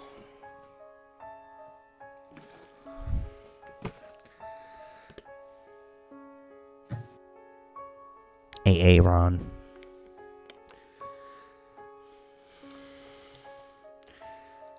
Substitute teacher. Are you going on Gliitchzz? Yes, it is substitute teacher. I asked Ron to read. By the way, if you haven't seen it, look up substitute teacher, Key and Peele. Great. 3 minutes of your life. That'll make it much better.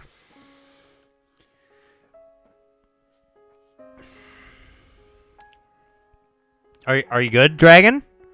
Yeah, I'm good. Waiting on you. You good? You good, read. Huh? Oh, what? There's a switch? No, Ron hasn't read. Oh. Just so you know, it says you covered the potential impact for the first line. It covered the impact of the States well, but only spoke in vague terms about the need for international regulations. What impact do you expect the rise of pharmaceutical giants to have on the global south? Ooh, Thunderwing said they made a sequel. Yes, they did, and it's great. And they asked if you're dying. Thunder, I'm not dying. I just... Okay. You know, when you're Ron, you either go to Osak Hennessy or you die. Gliitchzz, have you heard of the movie Little Nicky? Little Nicky? Popeye's chicken is... Oh. My favorite quote. Hi, my name's Nicky. I can, almost get his voice down. I'm from the South. The deep South. I used to actually have a good one before my voice changed. Yeah. But then my voice changed. Mine was good when I was it was better when I was younger. It's still alright, but that's I'm using that voice, but a higher pitch. Exactly. I also need to rewatch Little Nicky so I have his exact voice, but I am a huge fan of Adam Sandler. If anything, I'd have to say me and Adam Sandler have a very similar type of doing stand-up where he has these weird outlandish ideas and he does these weird songs and I'm weird, he's weird. That's my idea. All right. It was a question Lizzie hadn't really given much thought. She reflected that Ron was always caring about impoverished and disadvantaged people. That was not a trait Lizzie shared, but looking at it objectively, she decided that it was a good form of kindness. She appreciated kindness in John, so she should give Ron some credit as well, outside of her mind. Francesca! paused only for a moment before answering. Her response was smooth. Holy crap. Thunderwing's friend met Adam Sandler. I would...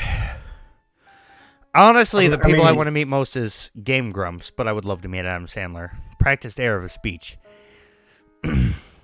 Yes, thank you, Archon. That's a better way to do it. Any large corporation is going to have global impact, of course, and will feel especially in the rainforest and in mineral-rich countries. Needless to say, these relationships will be exploitative. Oh, she bad! She bad! Okay, that actually took more of my breath than anything because I over-exaggerated her accent. Smexy. Very smexy.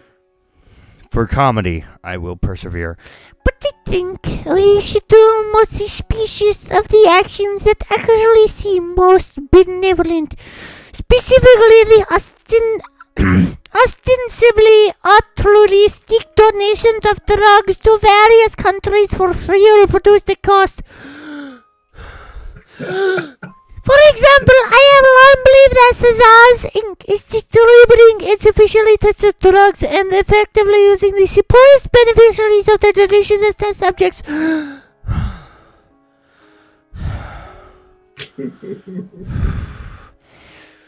But there can be serious concerns even for well-intentioned attempts, such as the mental stimulants managed originated in sub-Saharan Africa. They've had a positive impact on test scores, yes, but these drugs have serious long-term side effects when not taken according to a rigid schedule. Given the reality of the situation, both financial and personal, many recipients simply won't follow or even have a chance to follow the proper course. We'll be seeing the consequences of that for years. Okay. That was intense. Never ever smoke. I had poor lung capacity ever since I was 7. It only got worse for idiotic reasons. Don't smoke. Don't vape. Don't drink if you want your livers to persevere. I'm still getting over those. Seriously, don't. Just once in a while. A decent question, if not one, that held particular interest for her. Lizzie listened to a few more bad questions before she sensed a general movement in John's body and realized that he was getting up to ask a question of his own. She nodded to him and let go of his hand. She listened in irritation as other people asked questions. But finally it was his turn. He cleared his throat nervously. It wasn't so... Oh, man, I was going to ask you to do that. I'm so glad you did it. All right, hold on. Redo that. But finally, it was his turn. He cleared his throat nervously. But wasn't so uncomfortable as he might have been before. I loved it. I can say whenever I want Mr. Pig just changes what I type in real time. But Blech. I mean, sound nervous. But for those of us who want to have a career in this field, where do you think can make the most of a difference? What balance do you see between regulating from the outside and trying to change organizations from within? Not a bad question. Actually, it's not Akron, Thunder. It's Archon, not Akron. How's about we save here, and I let everyone go for the night. It's not the longest stream, but I was able to actually get, for the first time in about a month, an actual 3-hour-long stream. All right, sure. Sorry about that, everybody. I got a few things to take care of. Before it ends, says Thunderwing. I'm paying attention. Don't worry. Then go ahead and save your progress. Yep, I already saved.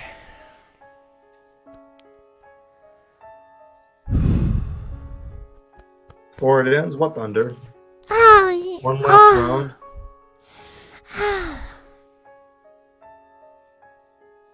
Was that a good enough moan?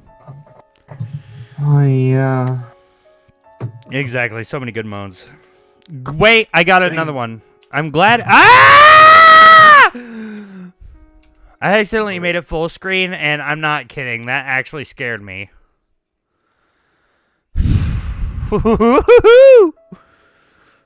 Okay. Oh, wait. One last good moan. Okay. I've done lolly moans, but have you heard a goofy moan? Gosh. Yuck. Maxie, I too am a living mortal man with fresh hot blood coursing through me. I too have animal desires.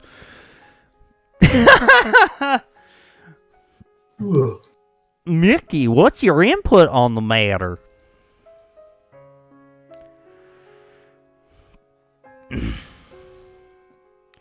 Oh, I ruined Colby's. Oh no. But Goofy's only a side character. Dragon can do Mickey, which is a main character. Wait, what was the whole concept? Say it again.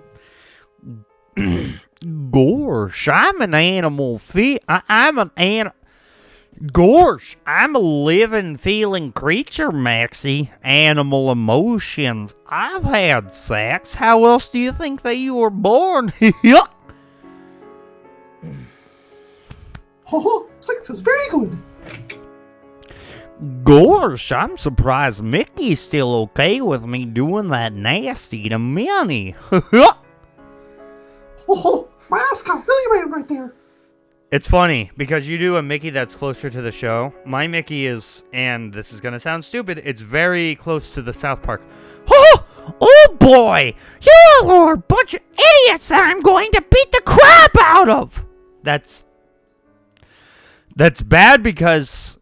So, I have usually an initial line or word I'll use when I'm voice acting.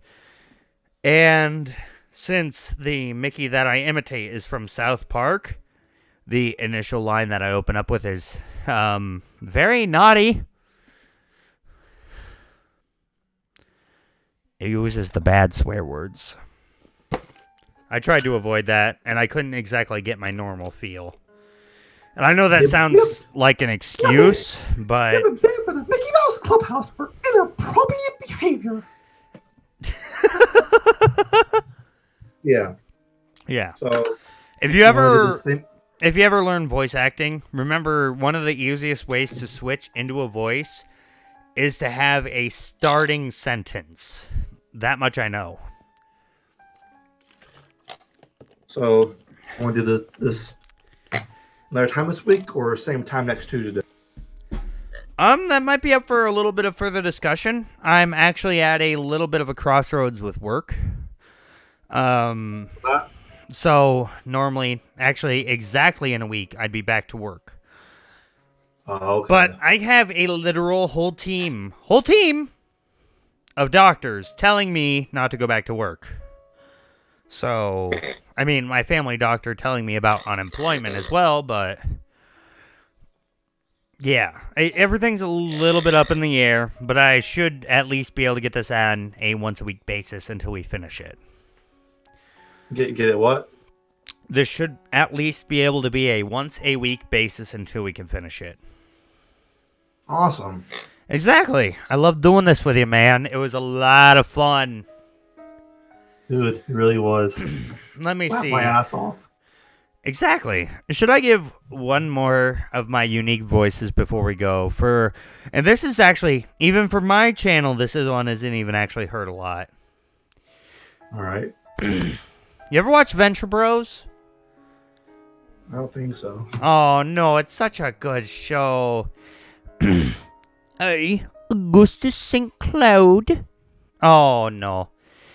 Oh, quiz boy.